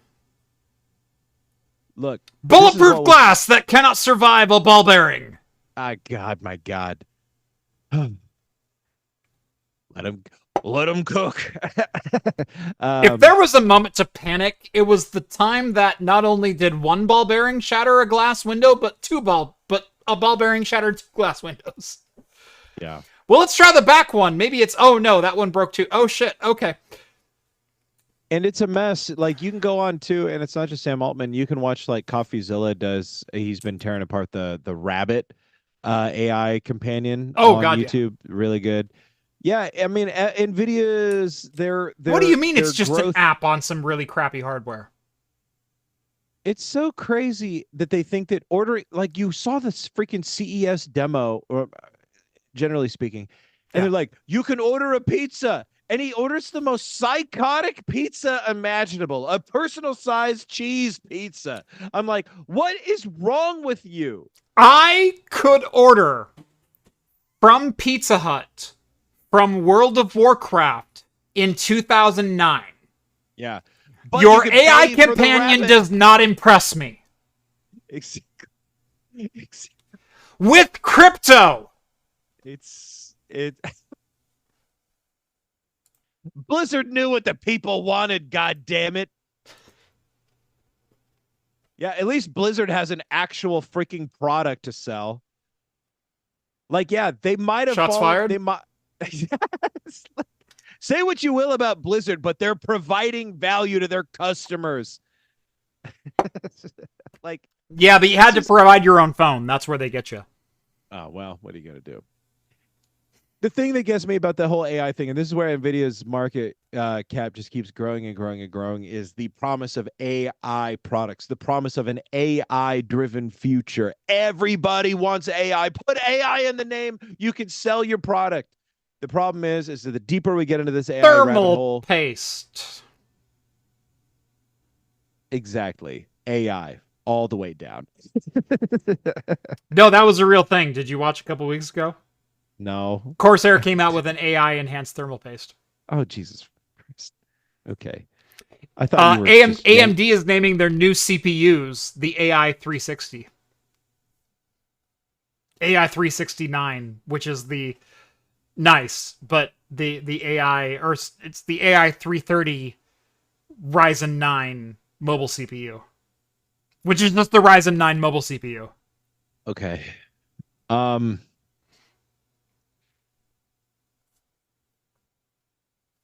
Yeah, they're selling all this shit better than NFTs. So I guess what are you gonna do, right?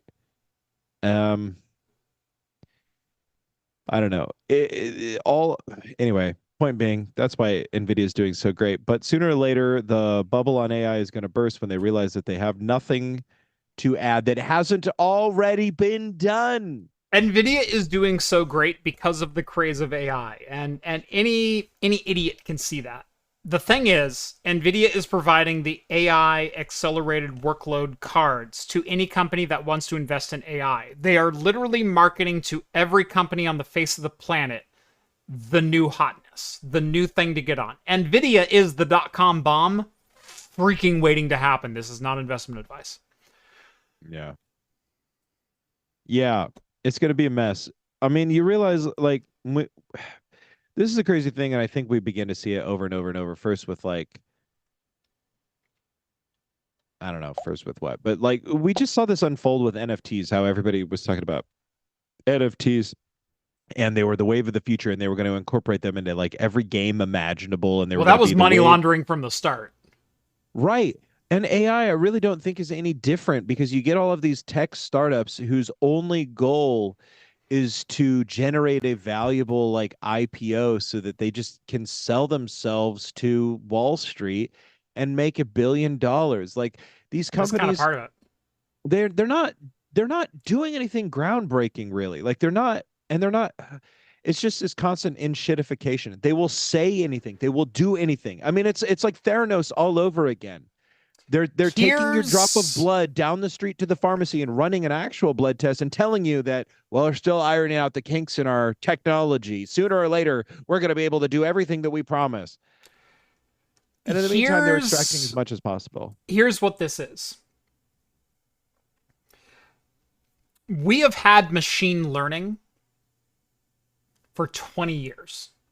And what that is machines recognizing patterns within data we feed it and giving us back an amalgamized and averaged data set based on the data we feed it.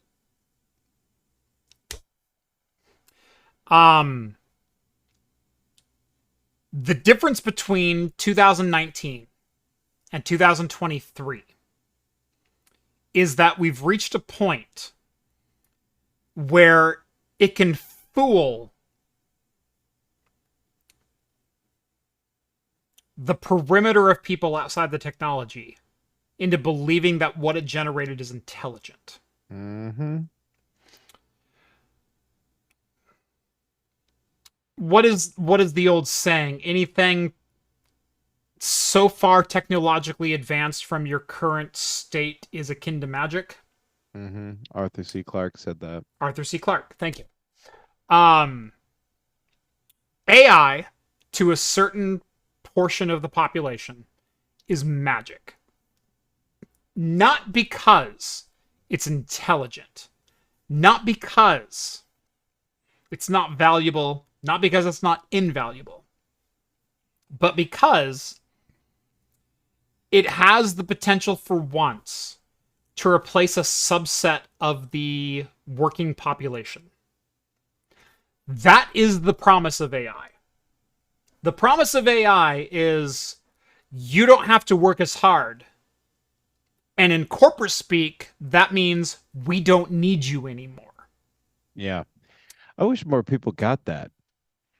Like, it is going to replace a lot of, like, it is going to be able to help you do your job if you're a CEO because it can help you cut costs, I guess, which is, I think, the only job that CEOs do. Um, yeah, man, it's Fire crazy. And I people think before the quarter ends so you can make those quarterly dividends, yo. yeah, I think it'll be more obvious, like the deeper down the rabbit hole we get, just like how deeply, like it's weird to me because I've been seeing so much AI art lately that like so much of it is just like it's doing so much of everything that it actually has like absolutely nothing to say about what it's doing. You know what I mean?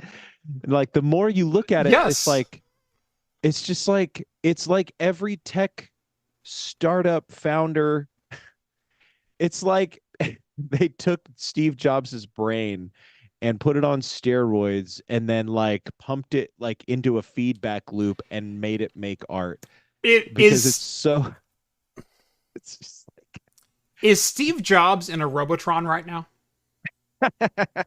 just Is his pumping all brain this. just in like this suspended container above a robot with a set of treads on it? Um No, we're probably not there yet. He's probably still the one with the mini tank treads and just the tank in between the tank treads. Yeah. I'm Um sorry. The guy wouldn't even get treatment for his cancer. You think he's alive and a robot right now? well, he wanted to get 8 fruit and veg instead of 6 fruit and veg. And obviously that's going to fix his pancreatic cancer. I don't know. It's just so funny how much of the rot in terms of like technology that I And as the see wife of a just celiac, what the fuck is wrong with you? I was listening to a podcast where it was just like it really boiled down to like if Steve Jobs had listened to more women in his life, he would still be alive today. Everybody was begging him to treat his cancer instead of just eating more Based apples. on the time frame that he got diagnosed, had he listened to anyone, he would still be alive today.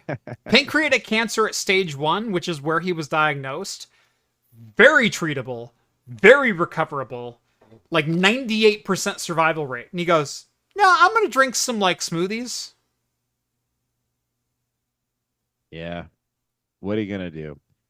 And now we have AI art, and I blame him. So And then his last press conference, he comes out on stage and they're all proclaiming Steve Jobs is dead on screen. And he goes, rumors about my demise have been greatly exaggerated. Really, you died next month. Not that great. Seems they were pretty spot on, specularly speaking. Oh, what a bizarre human being. Steve Jobs is currently in Brazil on a Roomba.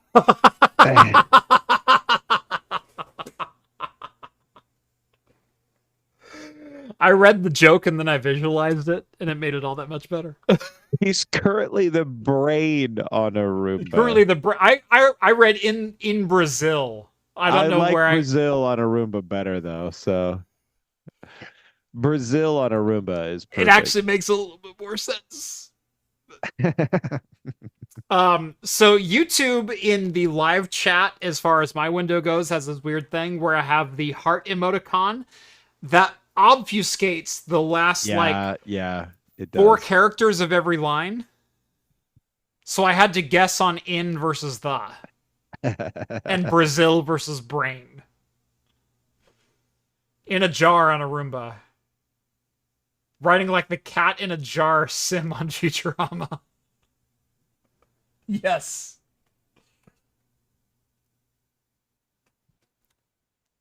Yeah. Well, we had extra news stories, but unfortunately, Nvidia becoming the most valuable company jumped the shark. I have a lot of feelings about that, but let's see. Woo-hoo. RISC-V coming to Framework. Open source laptop brings an open source CPU to Framework. It's still going to be crap. I think I can say that right.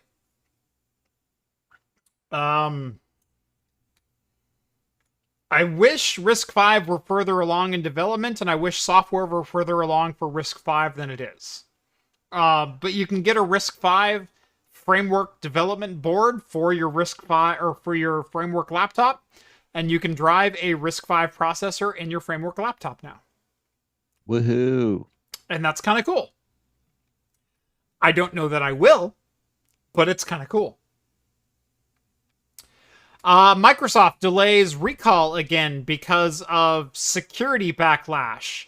Because who would have thought that taking pictures of my desktop every 1 second would lead to security concerns? No, but we all wanted this.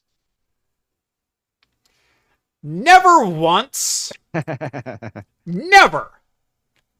One singular time did I ask Copilot, what Pornhub page was I on when I finally got off? Not once. Well, you're just not asking the right questions then. Because see, every tech startup founder knows that you want to How very maximize Asimov your of getting you. off.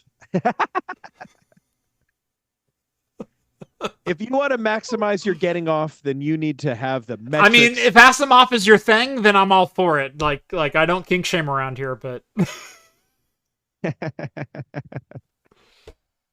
just so stupid what they yeah.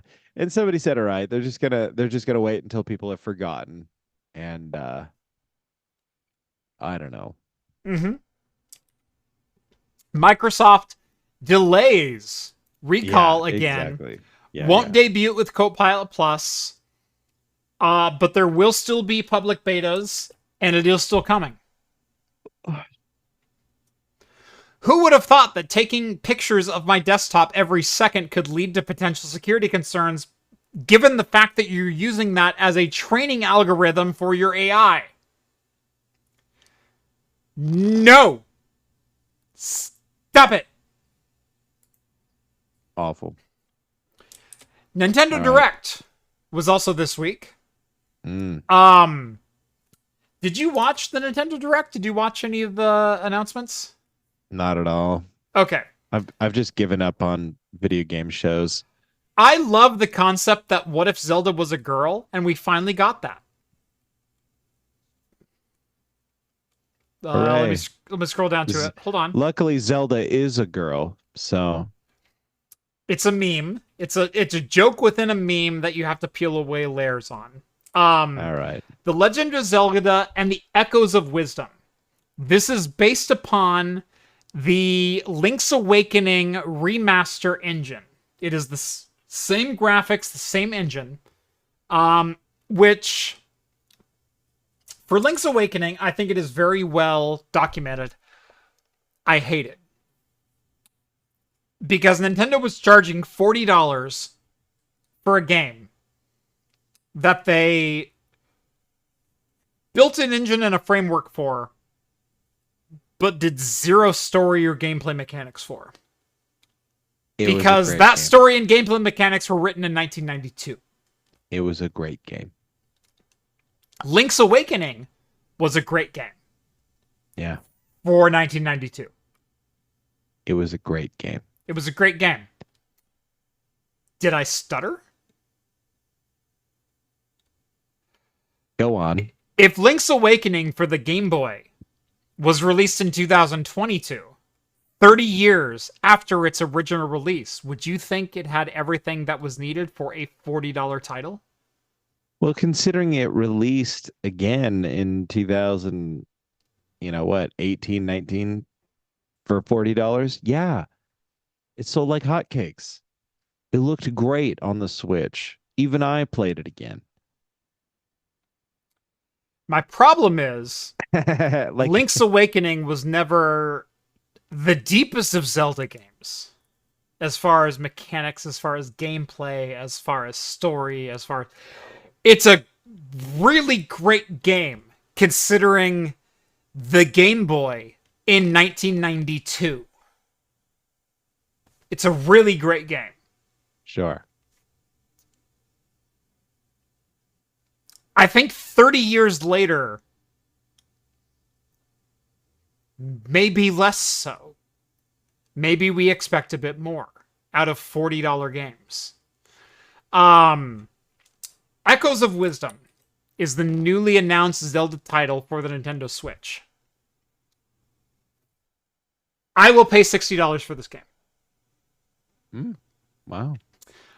So it starts out, they show you the opening trailer of Zelda encapsulated in what looks like one of the geodesic prisms from like Link to the Past, right. Very, very reminiscent of that era of games. Oh no, we've trapped one of the 7 princesses in this thing. Link, won't you help them? And then Link fucking dies. About time. But he shot an arrow at Zelda's prism, which freed her at the last moment. And now Zelda runs back to the Kingdom of Hyrule and goes, I guess it's up to me now. And sets out on her own adventure. Now, is Zelda a sword-wielding, shield-bashing badass? No. She's not the Triforce of power or courage, a la Ganondorf or Link. She's the Triforce of wisdom, motherfucker. So she uses the environment around her to defeat her enemies and make progress in the game. And it's a fantastic mechanic where she has a wand that can clone items within the game. If you see a table, you can capture that table within your wand. You can then recreate that table at will. And say you need to scale a 3-high wall, you can do 1 table, 2 table, 3 table, and then jump on top of the wall. Interesting. Let's say you defeat an enemy using, like, by spawning rocks and then picking up the rocks and throwing the rocks at the enemy, and that enemy dies. You can then scan the corpse of the enemy, and you can go, I know how to spawn that enemy now. And you can spawn that enemy, and you can make that enemy fight for you. It's a killer mechanic. I cannot wait to play it. Even more so, I cannot wait until speedrunners get a hold of this, because holy shit, I can already see the exploits in person. I can already see them unfolding in real time. I can already see the jank. Yeah. And I freaking love it.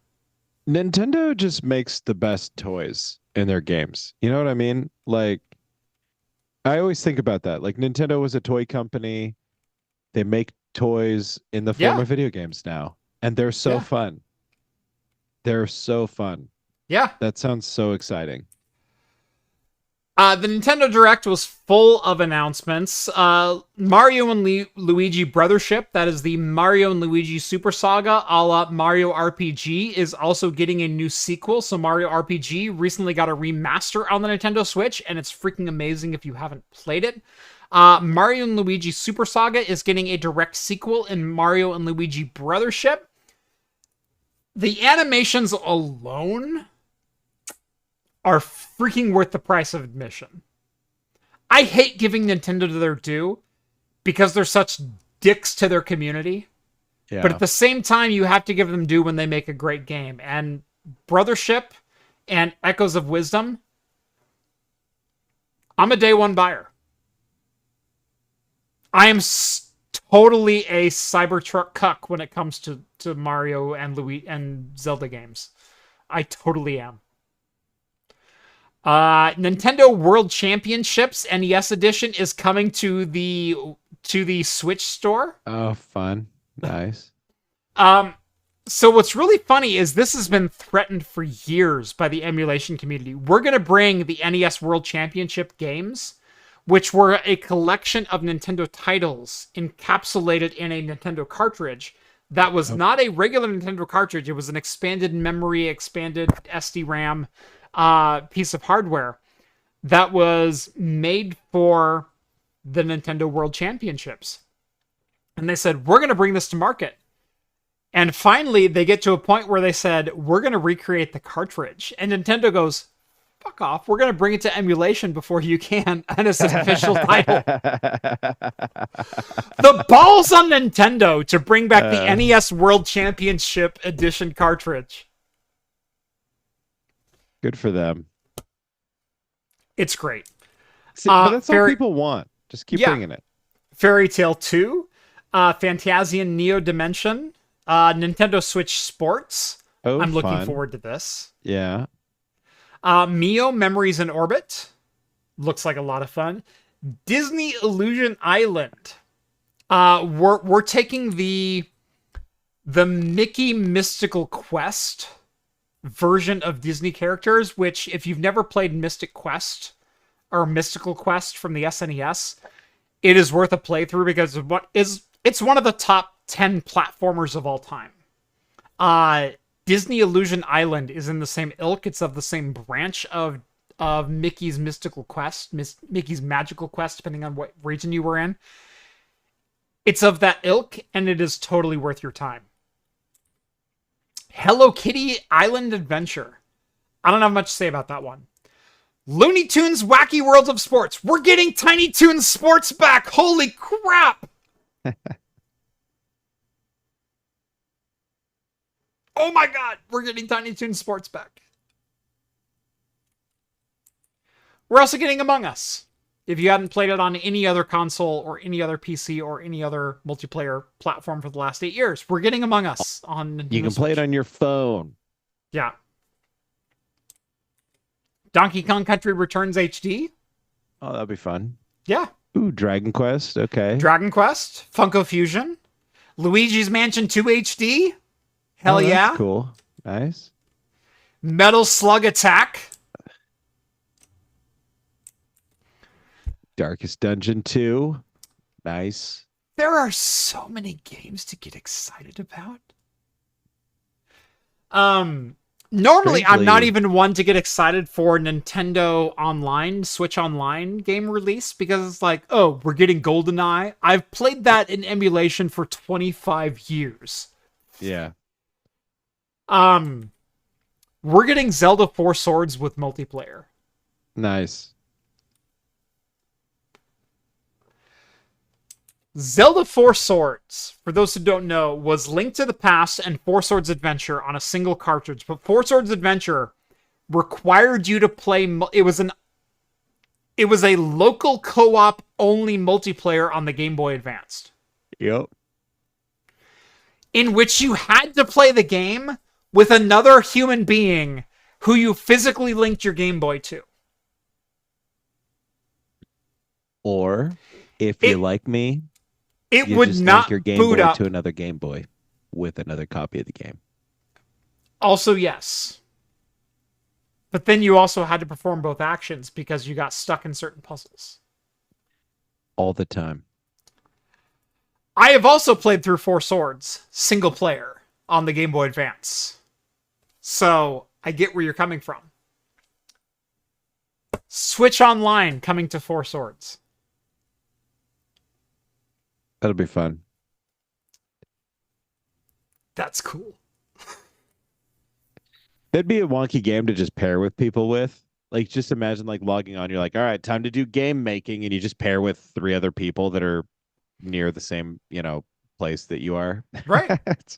I'm fine Make it with like that. freaking Dark Souls or like Elden Ring, but 4 Swords. Honestly, 4 Swords was kind of like the Dark Souls of Zelda. Yeah. Like, yeah. if you went in single player in some of those, holy crap. Not a friendly game. Yeah. Somebody in chat says also this Switch 2 announcement this year, which I didn't hear about, but that sounds great. I'm a little bummed that my Switch is coming to the end of its lifespan, but... Switch 2 not officially announced. Oh, really? Okay. Come on, Matthias Krigsman. You're making me look like a dweeb here. But as we go down the list, like there's new Denpa, Metal Slug, Darkest Dungeon, Switch Online. Perfect Dark is coming to Switch Online. I didn't even freaking mention that. Apparently, Turok, dude. Turok, Metroid Zero Mission for GBA, 4 Swords, and Link to the Past. Link to the Past coming to GBA and SNES emulation for the first time. Phantom Brave, Marvel vs. Capcom. That deserves its own story on its own. Mario Party Jamboree. That looks fun. We've already gone over Echoes of Wisdom. The Hyrule Switch Lite Edition. Just Dance 2025. Lego Horizons. Stray coming to Switch.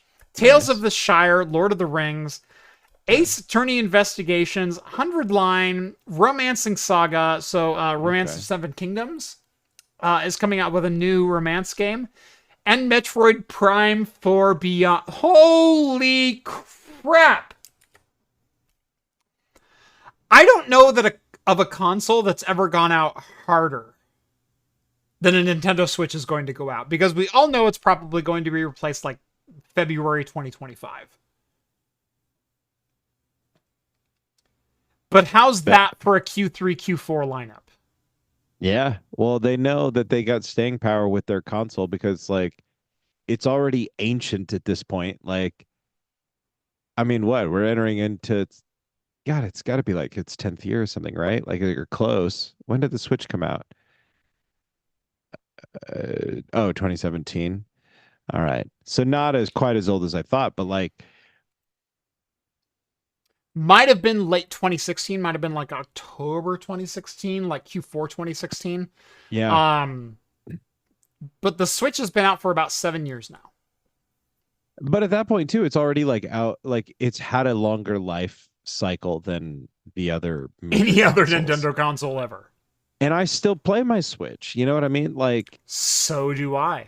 And so good for them. I mean, and to just pack it on right at the end, if they really are coming out with Switch 2, like they know that they've got legions of people who aren't going to upgrade right away, that are going to get, that are going to be sales with Metroid Prime 4, God. like lots of games. Metroid Prime 4, Mario and Luigi Super Saga, Zelda Echoes of Wisdom. Yeah. And you got so many other titles that you could just like float in there at the bottom. You got like $200 to $300 in revenue just on game sales for your Switch for enthusiasts of the Switch platform, let alone the new platforms. Holy crap, what an outgoing lineup. Right. So get on them. Yeah.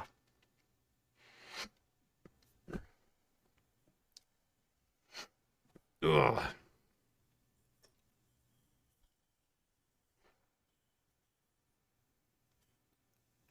Coquitas? I don't know. You said you couldn't say it on stream, so I was just trying to make it not sound dirty. Coquitas? Coquitas. There you go. I couldn't remember how you said it, and I'm like, I like that. Coquitas.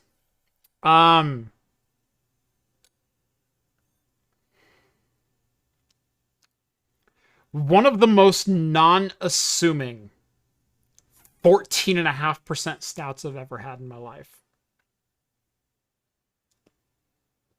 It drank like a 7% stout. I mean, oh, I bet. That's how much I have left. I bet.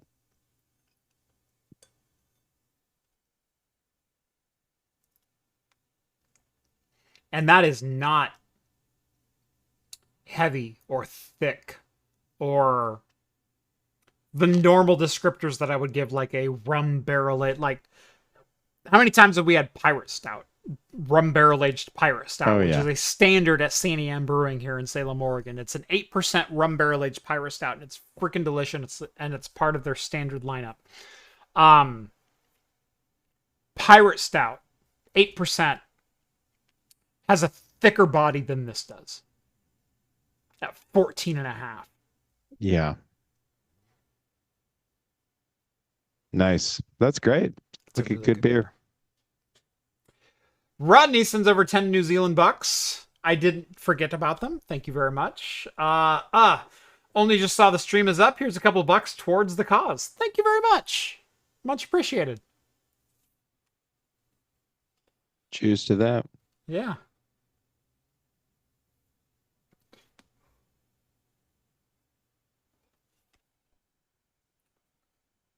Tiny Toons. Now, there's a name I haven't heard in a long time. Pepperidge Farm remembers.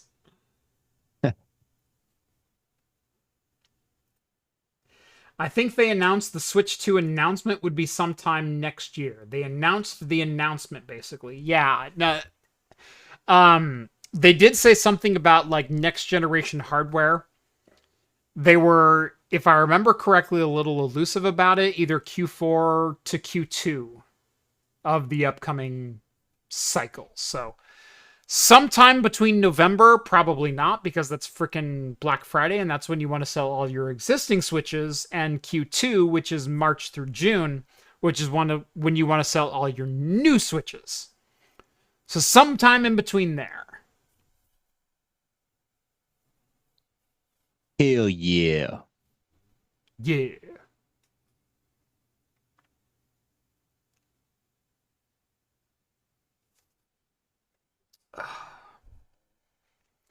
If you know of any voice acting gigs, I'd be happy to put a reel together. And I'd love to be a voice actor in something. Like, that's always something. Gotta just do it. Put your reel together, man.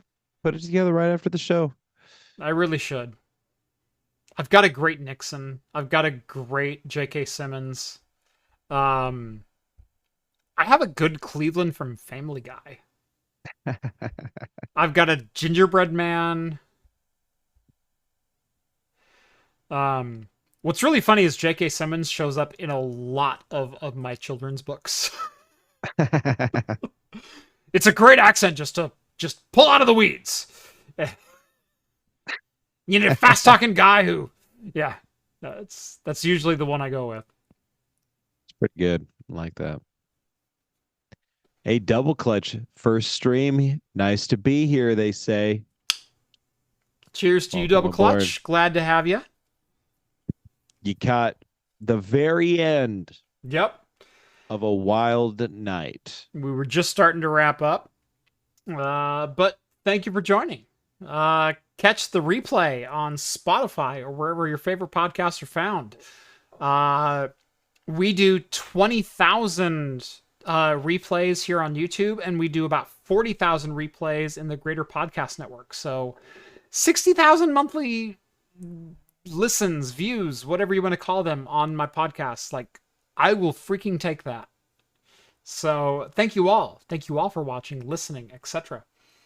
Do you read Goodnight Shakopee in that voice crack computing? I don't know that I read Goodnight Shakopee in that voice. Gosh, what's the last one?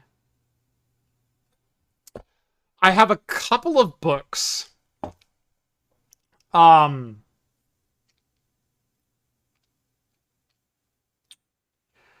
My favorite book that I read to my middle child right now, to little bit, is Bobville. Bobville is about a city of people who are all named Bob. And they all wear the same clothes, and they shop at the same stores, and they work the same jobs. And if one Bobville is thinking, I'd rather be fishing, you can bet your bottom dollar that the other Bobs are thinking that too. And one day, one Bob of Bobville wakes up and says, I don't feel like wearing these clothes, and I don't feel like going to that job. And in fact, I don't like this name anymore. I want to be called Bruce. And so Bruce has his own way of speaking. Oh. He has his own caricature. But all the other Bobs of Bobville are J.K. Simmons. So Bruce is more like Bruce Almighty. Like, I took inspiration from that. Bruce is Bruce. You like jazz, Evan? Do you like jazz, Evan? Exactly. I got a song I'll play for you.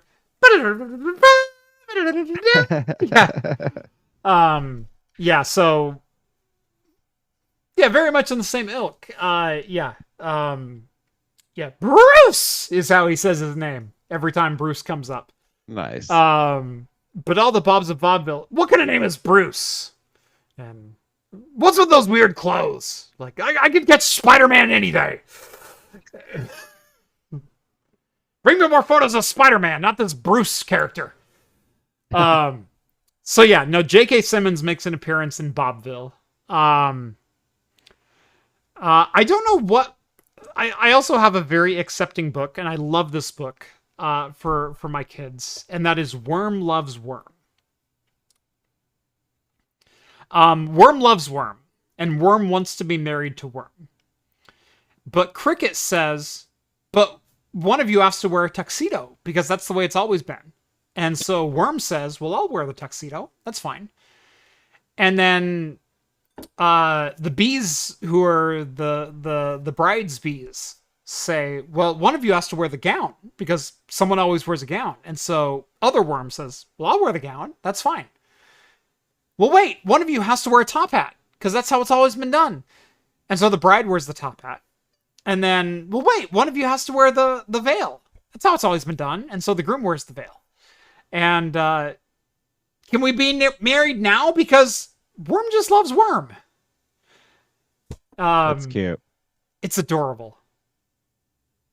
And it's such a good message. And it's so beautiful in simplicity. Yeah. Why does it have to be the way it's always been done? Number one, which is something I've always questioned, even in my heterosexual life. But you could flip that even further. And I love the message in it. Well, Worm loves Worm. Why can't Worm just love Worm? Well, the crickets and the bees and the praying mantis all protest. Who asked them? I love Worm. It's great. Bruce teaches philosophy at the University of Wallowa. Um, Classic Bruce. yes.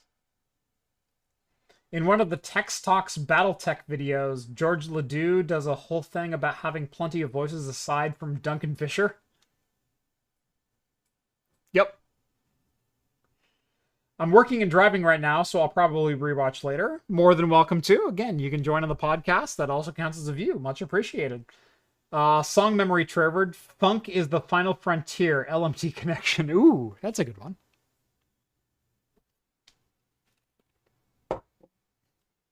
So, I read my kids' stories every night except Wednesdays because you folks are here. But those are the stories we read. We love those kinds of stories. And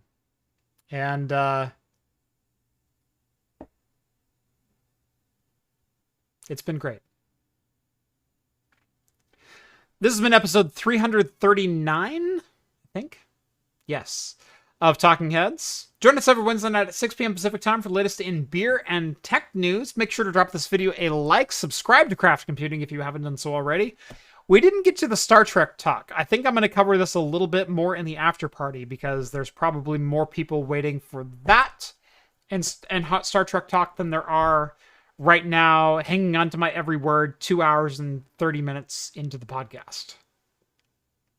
So if you want to hear some hot Star Trek talk, join the Patreon. $1 a month gets you access to the exclusive Discord server where you can talk with myself, John, Rett, Steve, all the hosts from Talking Heads, and join the awesome community that hangs out over there. Rett, any good of the order? Any game dev, D&D final hour? Oh my gosh. What have you got going on right now, my friend? Not very much. You can, as always, find my Dungeons and Dragons podcast at dndpodcast.org. You can find my band stuff at themarionberries.com. Those are like the two other things other than Talking Heads I got going on. So go check it out. And as always, I'm across social media at Rett is Awesome. I'm on Bluesky at rettisawesome.com. So happy to continue the social media journey over there too.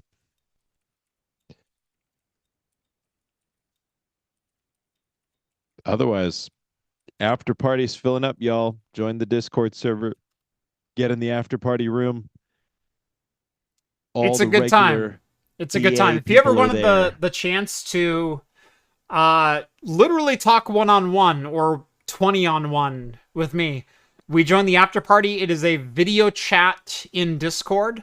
You can join it. You can ask questions. The conversation goes wherever it goes. Zero censorship or demonetization sensitivities apply. Yeah, ask any question, I will give any answer, and that's how the after party goes every Wednesday, immediately following Talking Heads. Oh, and John Jay says he thinks Novella was talking about the last two beers. I did have two final beers that I did not. So they're sitting right here. I got another one from Treehouse. This is the Prodigal Haze Part 4. It is a 9% hazy IPA from Treehouse Brewing. I love the subtractive artwork. I'm a huge fan of subtractive artwork. The stencil with a whole bunch of spray paint and graffiti on top of it and then removing the stencil to reveal something beautiful. One of my trips to San Francisco, I have a street artist's artwork that I actually purchased and framed from a street artist who did a view of the Golden Gate Bridge with like a planetscape behind it with like rings and everything else, all in spray paint, all in about 3 minutes time. And I gave him $25, and it's the best $25 I spent in San Francisco. Right. And that is framed and hanging on my bedroom wall, and I freaking love that picture. So when you give me artwork that looks like it was done in that exact same style, I'm on board. Last but not least, we have Other Half Brewing Triple Mosaic Daydream Triple Oat Cream IPA. Clocking in at 10 point. Jesus. An oat cream IPA. 10.5 Jesus. 10.5%. Those oats doing some heavy lifting. Those oats are doing some heavy lifting.